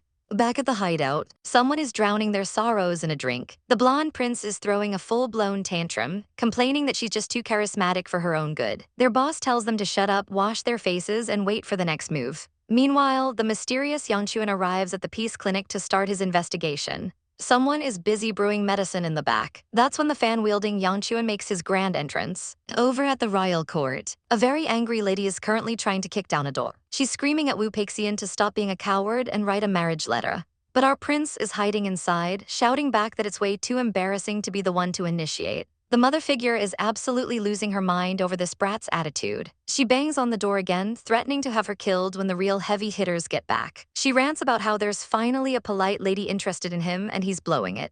She gives one final ultimatum before stomping off to get some tea to calm her nerves. Wu Peixian finally lets out a massive sigh of relief now that the coast is clear. But she knows this marriage drama is only just beginning. The prince is losing his mind waiting for a response, pacing around like his life depends on it. Finally, a familiar face appears at the window. It's Chonkers the pigeon delivering a secret message. Our guy is absolutely thrilled to see his feathered delivery man. But the joy fades the moment he reads the contents, looking like he's just been slapped with a massive reality check. He immediately gets to work, scribbling down an invitation that's going to change everything. Outside, the maids are busy spilling the tea about how the Empress has grounded the prince indefinitely. He catches them red-handed and demands they deliver his letter to Lady Chu post-haste. When the maids try to tease him about his love life, he goes full savage and tells them to shut up and do their jobs. They scurry off to report this juicy development straight to the Empress. The Empress is currently fuming, tired of her son's constant rebellion against her matchmaking. She's convinced he's just being a brat and ruining every blind date she sets up.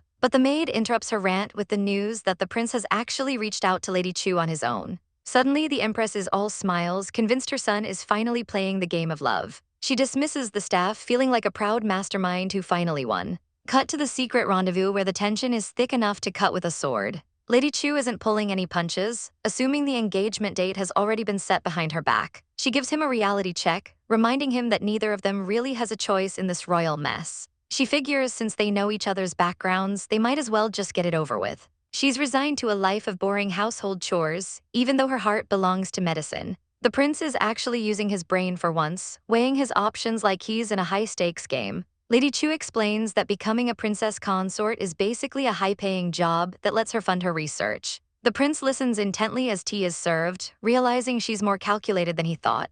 He throws a curveball, bringing up a servant and the rules of his house. Lady Chu immediately gets defensive, her claws coming out the moment her precious Eki is mentioned. She thinks he's trying to blackmail her with some scandalous secret she already knows about. She starts yelling, ready to fight for her honor and her people. But our prince has had enough of the drama and tells her to pipe down and listen to his actual plan. He reveals that a fleet of merchant ships is about to set sail on a multi-year journey. He offers her the ultimate escape, a ticket out of the country where she can open her own clinic and live her dream. Lady Chu is completely stunned, the realization hitting her like a freight train. He's even got his sister covering for her, making sure the clinic excuse sounds legitimate. She's overwhelmed with gratitude, realizing she finally gets to be with Eki without any royal interference. As she heads off to pack, she gives him one last look, wishing him luck in his own chaotic life. The prince stands there looking confused, wondering why she's acting like he's the one who's doomed. He heads back to his squad to brag about his legendary victory in the final battle. His friends are genuinely impressed, wondering how he managed to outmaneuver a sharp lady like Chu. He strikes a pose, claiming that words are the ultimate weapon if you know how to use them.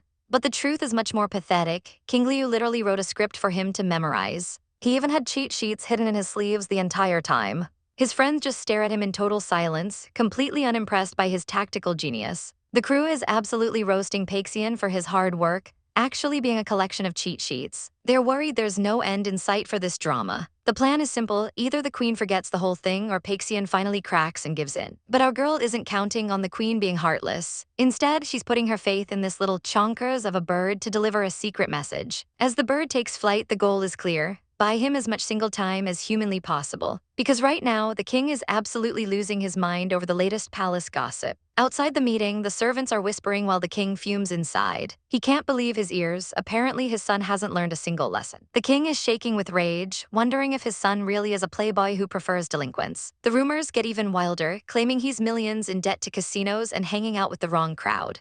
The king is so embarrassed he has to kick his subordinates out to handle his family affairs in private.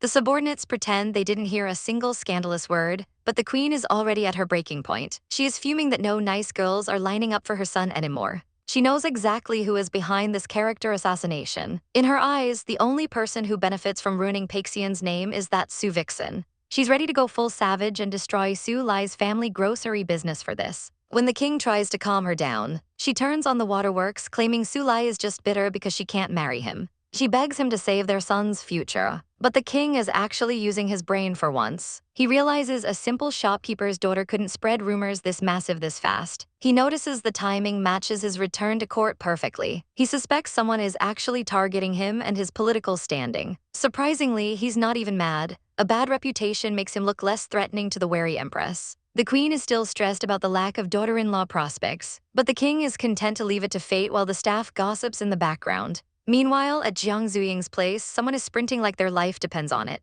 A messenger arrives out of breath with what she calls bad news. She's gasping for air while the rest of the gang is totally oblivious. They're literally throwing a BBQ to celebrate being free from blind dating hell. They've even brought out the top-shelf alcohol for the occasion. But as they relax, they finally notice their friend is still panting nearby. Our girl is too busy stuffing her face to even get the words out clearly. She takes a massive gulp of her drink to wash down the news before she spills the tea. The latest gossip columns are absolutely savage, and the tea is currently piping hot. Rumors are flying that the governor's son is a total mess. We're talking gambling debts and some very questionable health issues. The victim of this smear campaign is losing her mind because she knows she's innocent. Our girl tries to play it cool, but the evidence is literally slapped on the table. Even with a censored photo, the whole city knows who it is, and the family drama is reaching a boiling point.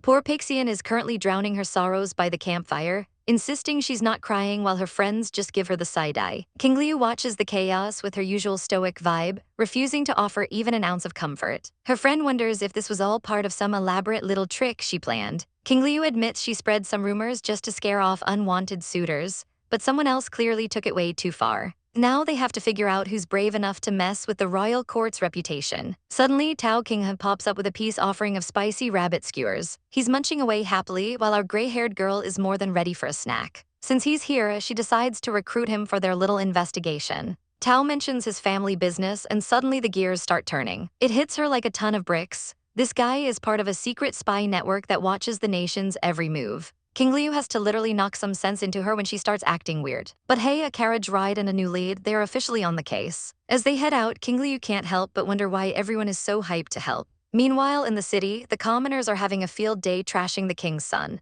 Deep in a hidden villa, a mysterious bird is reporting to its master. A veiled woman is pulling the strings, delighted that her plan to ruin the prince's reputation is working perfectly. She's playing a dangerous game, hoping to trigger the queen's legendary temper. If the queen lashes out at the public, the empress will have no choice but to strip the king of his power, paving the way for her father to take the throne. It's a savage power move, all fueled by a craving for some tanghulu. Back at the royal court, things are getting tense. The palace staff is exhausted from dealing with a constant stream of annoying letters and invitations. They're venting about how certain ladies just won't take a hint. They think they're just gossiping amongst themselves about a poor little garden. But the mail is intercepted by someone much higher up the food chain. Queen Zhenwu is officially triggered, and she's not taking this disrespect lying down. She's ready to personally hunt down anyone talking trash about her precious son. She storms into Qiang Garden looking for blood. Unluckily for the ladies inside, they're busy discussing how the crown prince is a total womanizer who might even like men. They have no idea the queen is standing right behind them, and she is absolutely fuming. They keep running their mouths, completely unaware that their lives are about to get very, very chaotic. Lady Shangshu and her cronies are caught off guard when the big boss herself, Queen Zhenwu,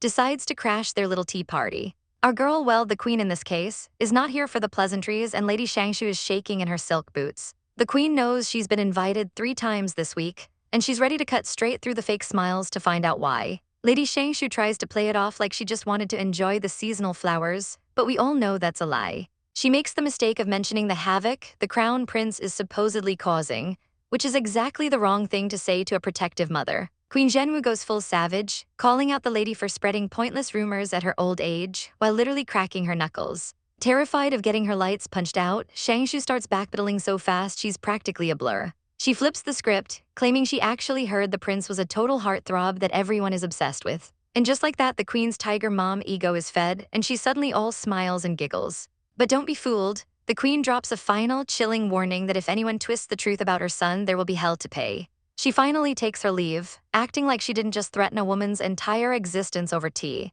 As the queen walks away, Lady Shangshu is left gasping for air in her own garden. Once the coast is clear, the lady's fake persona drops, and she starts ranting about the queen being a rude, barbaric woman.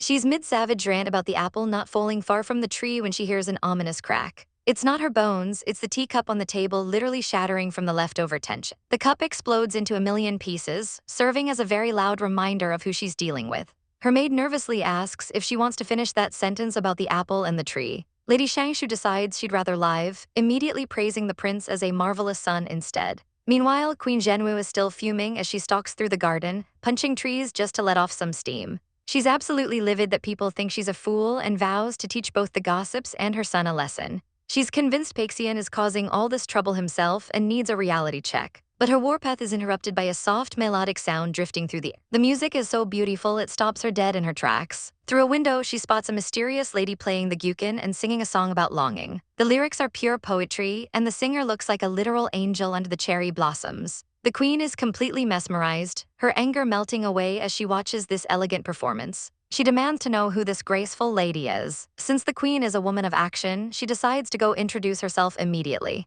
The lady finishes her song with a gentle sigh, looking like the picture of refinement. When she notices the queen, she's perfectly poised and polite. She even manages to charm the queen further by praising her legendary beauty and brains. The queen is totally won over, thinking this is exactly how a young person should behave. Our girl, the lady in question, humbly offers to play another song for Her Majesty. The queen watches with a look of pure approval, completely unaware of any schemes. After the performance, the queen can't help but sigh in admiration. She tells the girl that Governor Feng is lucky to have such a perfect daughter. As she's offered some delicious flower-filled treats, the queen can't help but wish her own son was even half as mature as this girl. If only she knew the chaotic reality behind this perfect daughter. Lady Feng tells our girl that she shouldn't care about what others say, but she knows the rumors are flying. Our heroine admits she's heard things, but doesn't want to offend the high and mighty. She brings up the crown prince's reputation as a total golden boy who's friendly to everyone.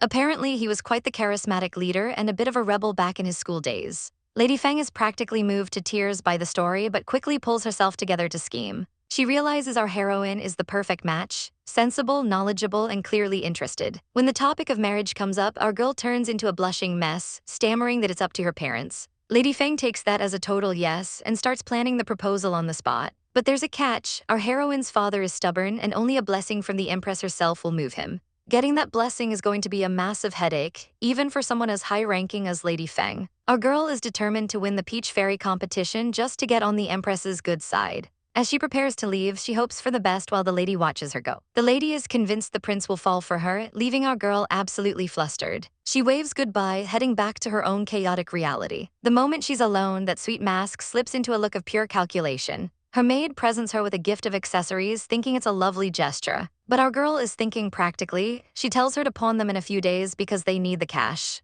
They finally arrive back at the Feng mansion, but the struggle is real. The carriage driver tries to scam them, demanding 40 coins instead of the usual 30. The driver scoffs at them for being rich and stingy, forcing our girl to just pay up to end the drama. She heads inside, exhausted from the mental gymnastics of the day. She sits in her room, brooding over the irony of being rich while living in a literal shell of a house. Seriously, what kind of noble family lives with bare walls like this? Suddenly, her father stumbles in, smelling like a brewery and looking like a total wreck. He's drowning his sorrows because he's in deep trouble with the accounts. The poor man is spiraling, admitting he sold everything in the house and still can't make the numbers match. Our girl drops the bombshell that she met Queen Zhenwu today, catching him completely off guard. She explains that the queen is looking for a daughter-in-law and actually likes her. Her father's eyes light up like he's just won the lottery, thinking his daughter is his ultimate get-out-of-jail-free card. But deep down, our girl is disgusted by the thought of being known as the daughter of a corrupt governor. Back at Tao Yuan Academy, the energy is high as a special assembly is announced. The school is buzzing about a group dance for the Majesty's upcoming birthday celebration. While everyone is talking shop, our girl is caught studying an advanced math book. But wait, that's definitely not math. It's a spicy romance novel hidden behind the cover. She tries to play it cool, claiming she's just taking a quick break from her intense studies. The teacher announces they'll be picking characters for the dance at random.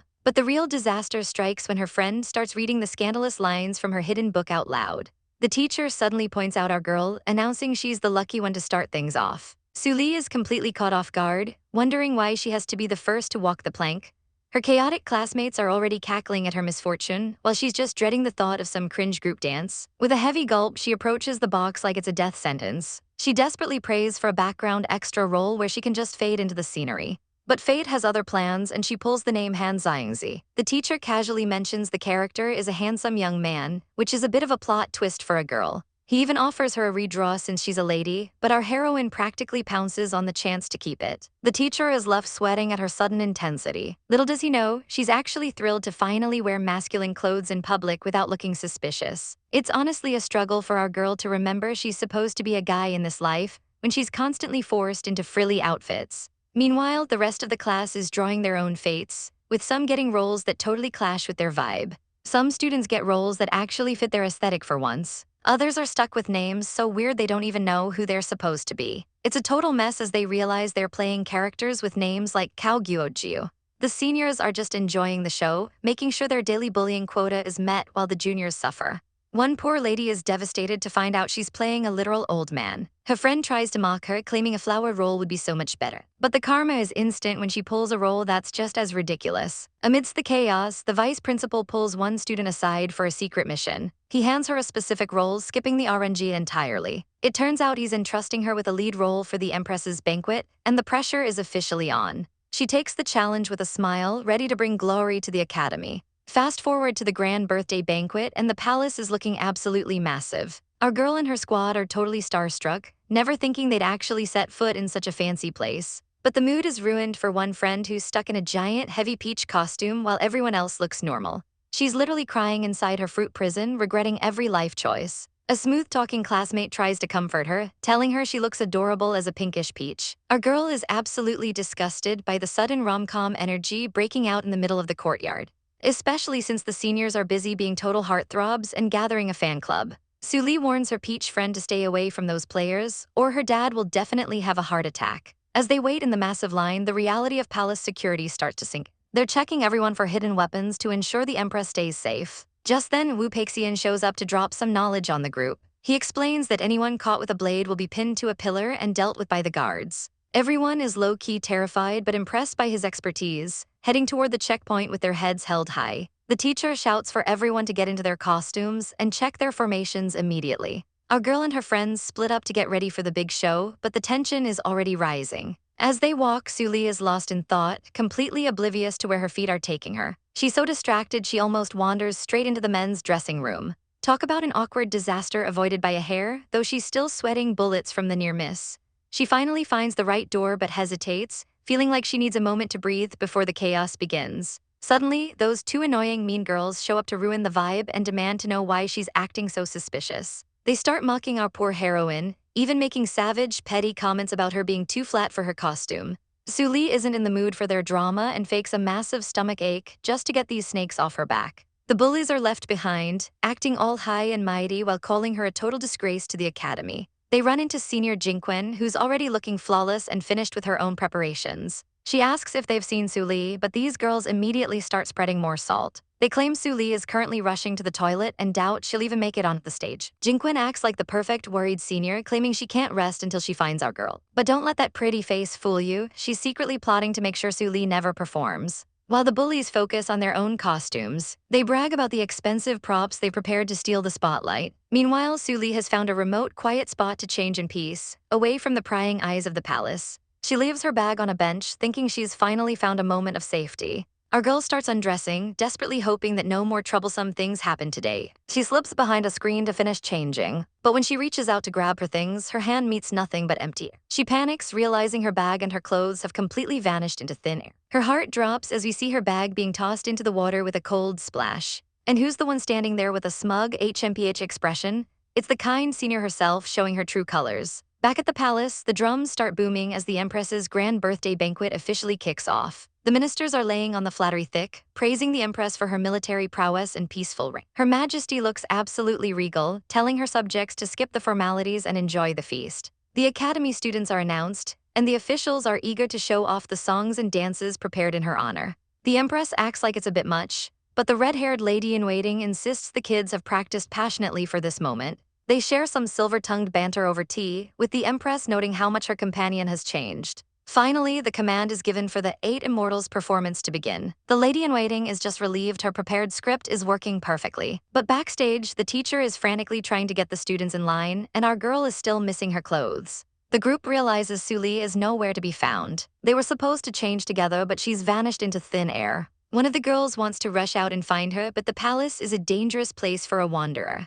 If something happened to her, they're all in big trouble. They try to stay calm, hoping she just took a wrong turn. But the show must go on, and they have to play their parts before the Empress notices anyone is missing. Meanwhile, our girl is panicking because she doesn't even have her costume yet. In her rush, she pulls a classic clumsy heroine move and slams right into someone. A grumpy guard immediately starts barking at her for disrespecting his lady. Back on stage, the 8 Immortals performance kicks off with a bang. One by one, the actors present their peaches to the crowd. The audience is loving the spectacle. Even the higher-ups are impressed by the quality of the play. But backstage, the anxiety is reaching a boiling point. The coordinator realizes their timing is almost up. She starts counting heads, and yep, they are still short one very important person. She's absolutely losing it, wondering where the heck Han Xiangzi went. To save the day, they decide to swap the order of the Immortals on the fly. The coordinator is easily convinced by the logic and sends the next group out. The next Immortal takes the stage with a sword and a peach. Then comes the flower basket cultivator, keeping the energy high. The crowd is swooning over the dialogue and the beautiful costumes.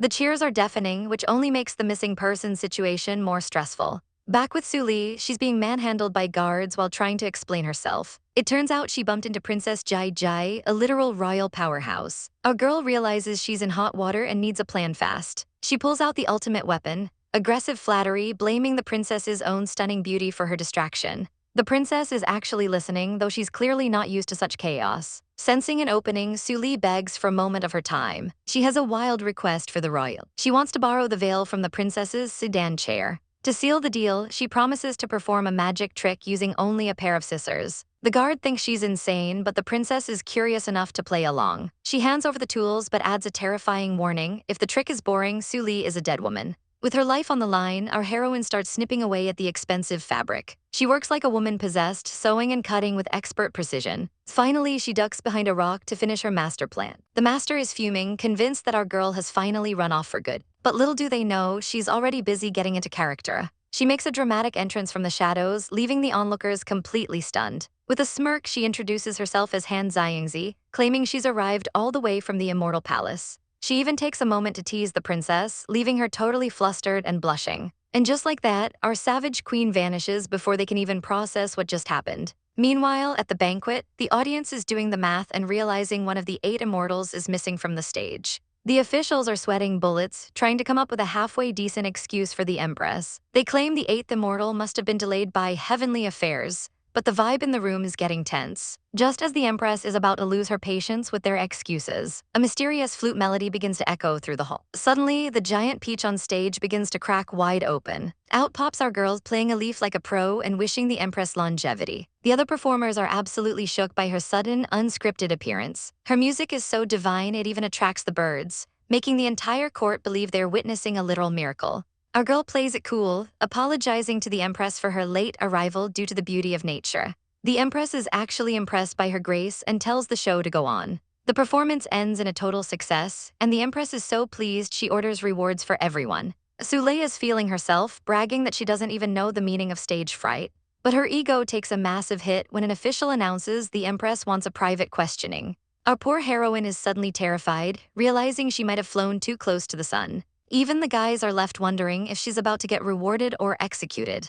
Sule trembles as she kneels before the throne. The empress reveals she recognizes her as the academy's top student. Our girl quickly confesses the truth, begging for forgiveness for the chaotic switch-up. She starts daydreaming about getting a massive chest of gold or maybe some gourmet snacks. Instead, the empress snaps her fingers and an official drops a literal mountain of papers in front of her. It's 5 years worth of imperial examination prep books. Suli fakes being touched to tears while her soul basically leaves her body. The empress smiles, insisting she finish every single page of her gift. Back at her seat, Suli slams the books down in utter despair. When her friend calls the empress generous, Suli offers to share the blessing of homework with her in the most chaotic way possible. Our girl is just trying to survive the social politics, but some guys really have the nerve to mutter women under their breath the second things get complicated. Her companion is being extra dramatic, pulling out a telescope for a room that definitely isn't big enough to need one. The crowd gathers as the empress takes her seat, and the stage is finally set for the international representatives to show off their goods. But things get toxic immediately as the guests start throwing savage shade about each other's height and skin tone. Suli can't believe the audacity of these people turning a royal event into a public roast session. Amidst the chaos, a bitter rival accuses Su Li of constantly ruining her plans, but our girl just gives a confused and slightly savage look in return. She spots Senior Feng and gives a cute little wave, trying to stay positive despite the weird vibes in the hall. But a mystery still remains: who on earth was bold enough to steal her clothes earlier? Speak of the devil, Wu Peixian slides in with a casual yo, acting like he didn't just startle her half to death. They start bickering like an old married couple until the senior tells them to pipe down and check out the delicacies gifted by Her Majesty. Everyone is hyped to see the royal snacks, crowding around like they haven't eaten in weeks. But the treats are literally wriggling on the plate, making the group wonder if they're supposed to eat them or call an exorcist. Suli explains the Indian pilaf is meant to be eaten with hands, but she's got serious doubts about whether anyone actually washed up. Looking at the moving food, our poor heroine is visibly disturbed and definitely losing her appetite. She saves the day by bringing out her own custom pastries, and they are so adorable the whole group swoons. Everyone is obsessed with her cooking skills, and even the senior has to admit she's a total master in the kitchen. Wu Peixian tells her she'd make a great wife, but Su Li is not here for the flirting and shuts him down instantly. He's so smitten that he wants to keep his pastry as a souvenir forever, ignoring the very real threat of mold. They start a tiny war over the snack, with Wu Peixian trying to act tough to protect his precious little bun. But disaster strikes when someone bumps into him right in the middle of his power trip. He gets shoved right into the senior, and for a second, the chaotic energy is through the roof. The poor pastry is absolutely slaughtered in the collision, and Wu Peixian looks like his entire world just ended. The mood shifts back to the ceremony as the announcer calls for the representatives to present their official gifts to the Empress. First up is a guy offering breast milk wine for beauty, leaving everyone in the room completely speechless and low-key gagging. Wu Peixian isn't having any of it, especially when a lady nearby mentions she's tasted it and it's not even sweet.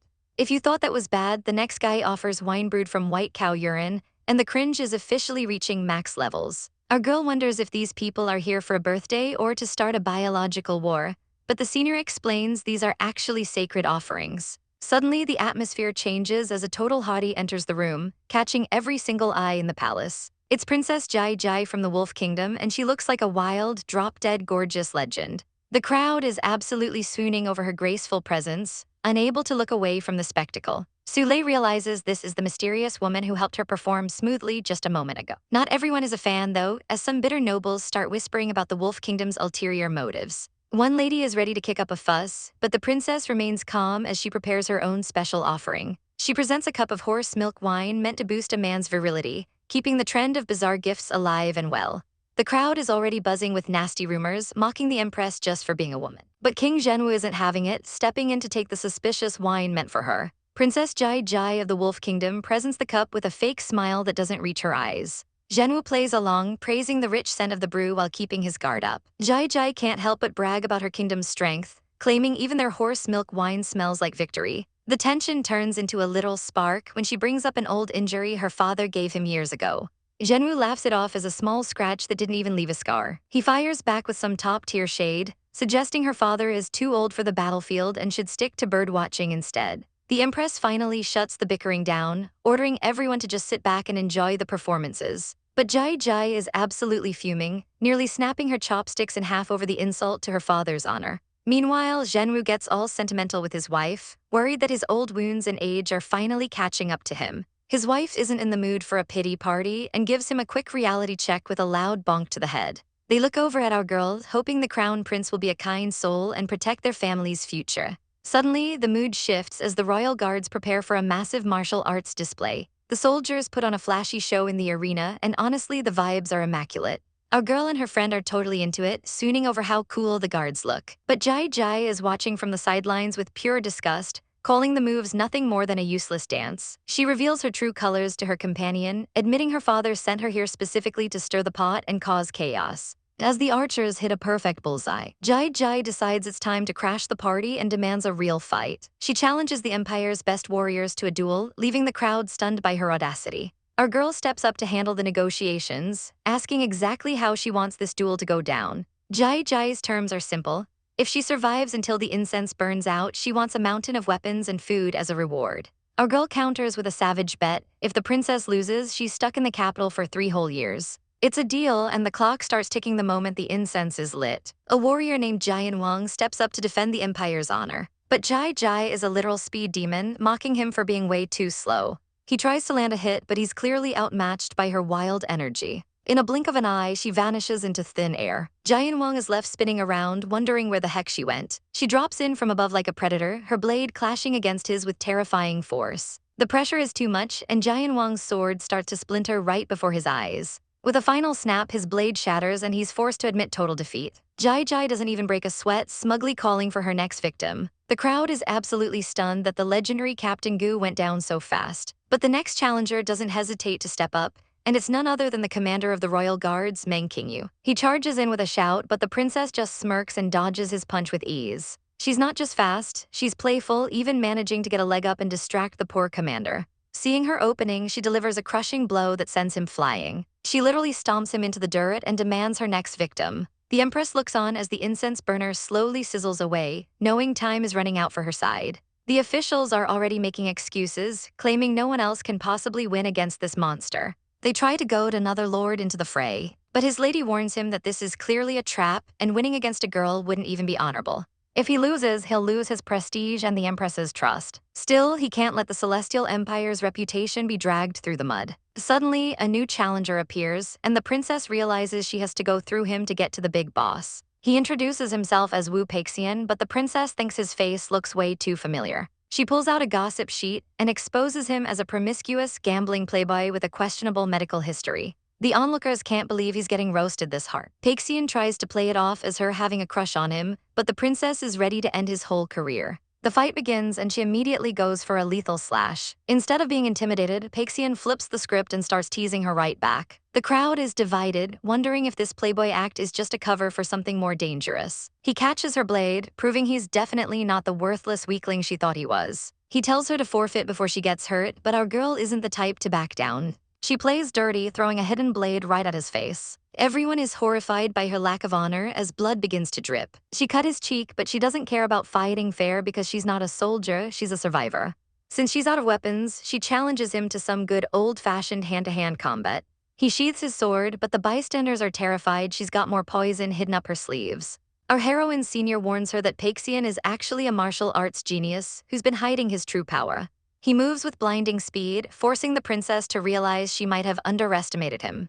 He doesn't give her a second to breathe, launching another strike immediately. His movements are a blur of precision. With a heavy blow, he sends the princess stumbling back. He catches her arm and declares the match over. But the princess just gives him a wicked smile because she's not done yet. The incense is almost gone, and it turns out her whole plan was just to stall for time. Peixian isn't worried though, confident he can make her forfeit before the clock runs out. Peixian reaches out with a savage smirk, catching his opponent completely off guard. He practically rips the outer layer of her clothes away, leaving the girl exposed and the crowd absolutely losing their minds at the scandal. The onlookers are blushing and shielding their eyes, unable to handle this level of audacity in public. The opponent backs away, screaming that his lowly methods will ruin his reputation even if he wins. But Peixian isn't here to play nice, reminding her that she insulted his country and is nothing but an enemy on the field. Shaking with rage and embarrassment, she finally yells that she forfeits the match. Our boy celebrates his win while the peanut gallery debates whether he's a genius or just a total menace.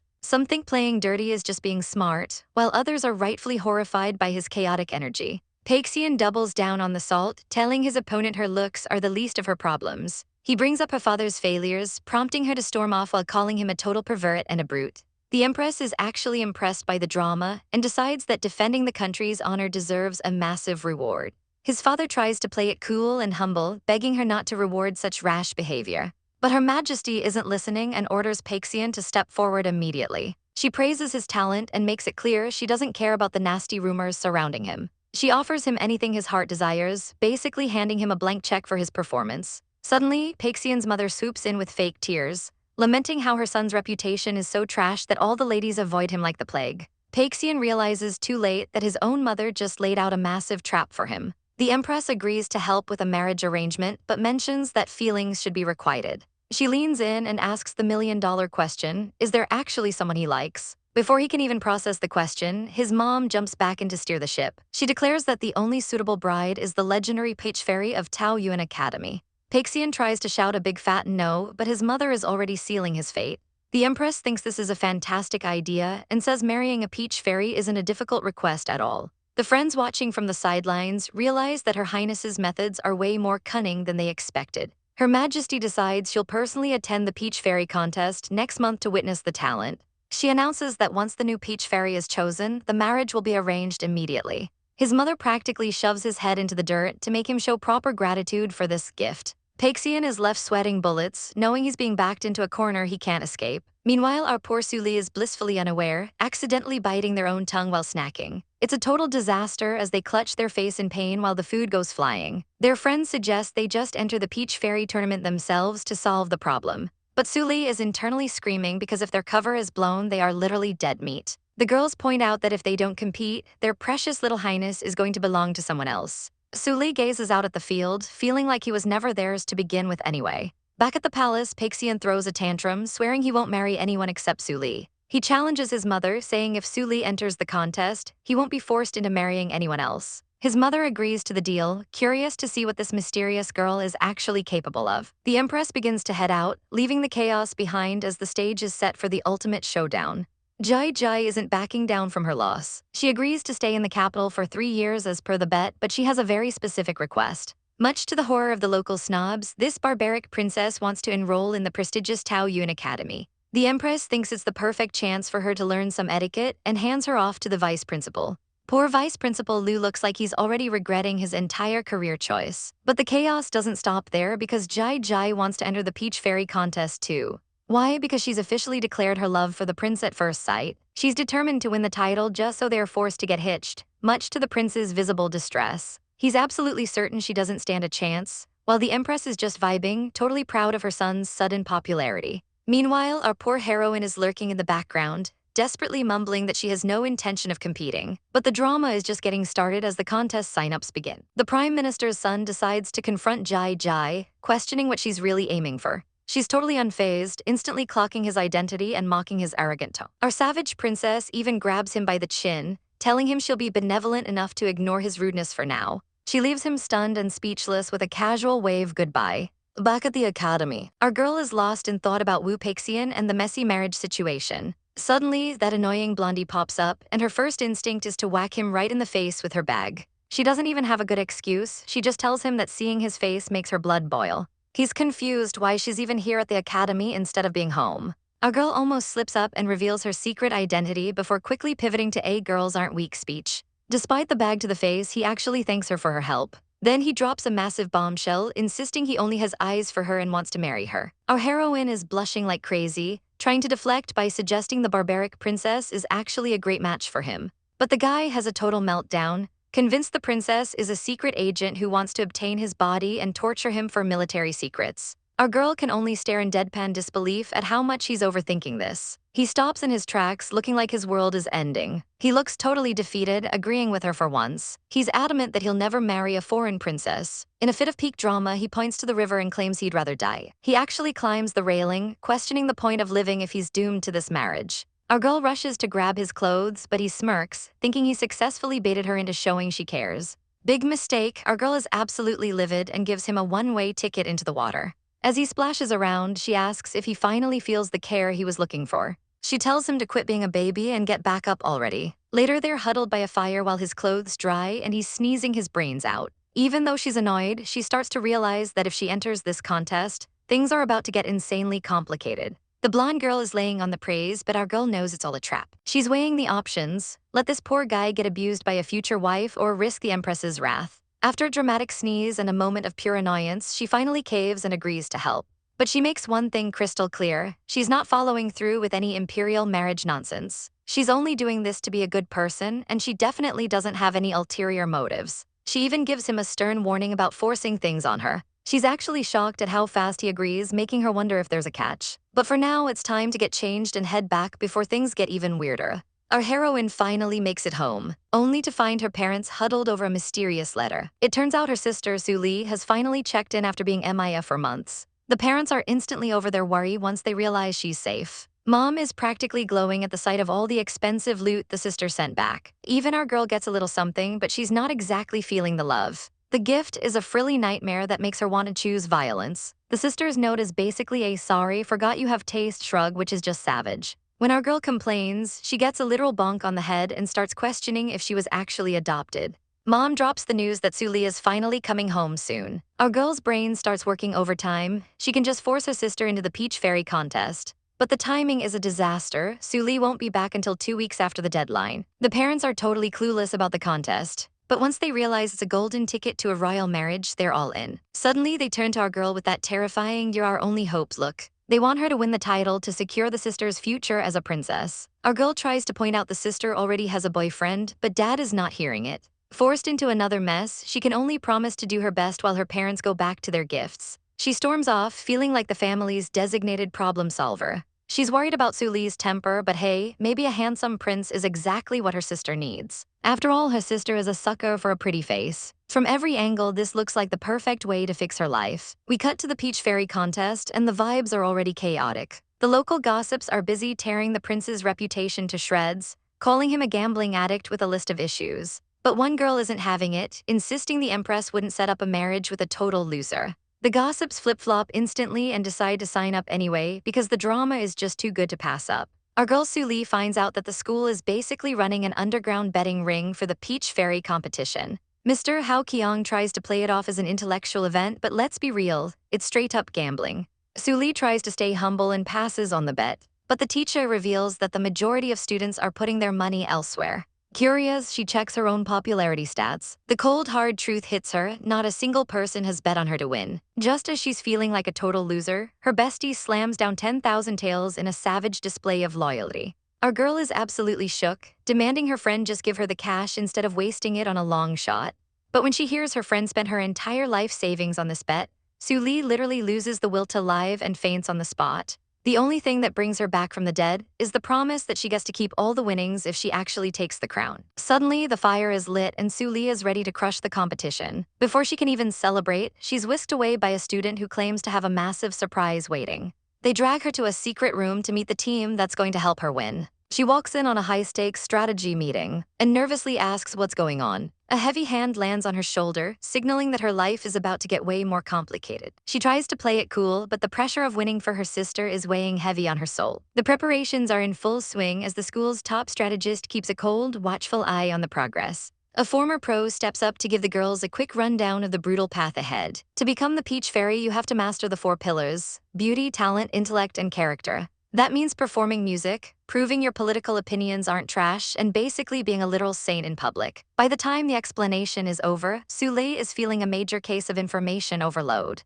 Her mentor tells her she's got 1 month to transform into a goddess, and our girl tries her best to stay brave. But then the actual schedule is revealed. It's a nightmare list of everything from cosmetology to calligraphy, and Su Li's soul is practically leaving her body. She tries to keep a smile on her face, but the mentor tells her it's time to go big or go home. Driven by pure ambition, she swears to do her absolute best. The training doesn't start tomorrow, it starts right now. The first lesson is a total classic, etiquette. And because this story is chaotic, Su Li has to learn to walk with a literal fishbowl balanced on her head. To make matters worse, her friend reveals she stole that bowl from her dad, so if Su Li drops it, they are both dead meat. Our poor hero is deep in dreamland, completely unaware of the chaos about to hit his bedroom door. His mom bursts in like a drill sergeant, screaming about some ball he needs to attend, but he's just trying to figure out what century it is. Su Li is shook to his core when he hears his twin sister, Su Li, ditched her life to go volunteer in Africa. Su Li and his sister are practically carbon copies of each other. She's the kind of overachieving prodigy that gives everyone else a massive inferiority complex just by existing. Mom wants him to fill in for her at a major event, but Su Li is giving a savage hard no to the whole cross-dressing idea.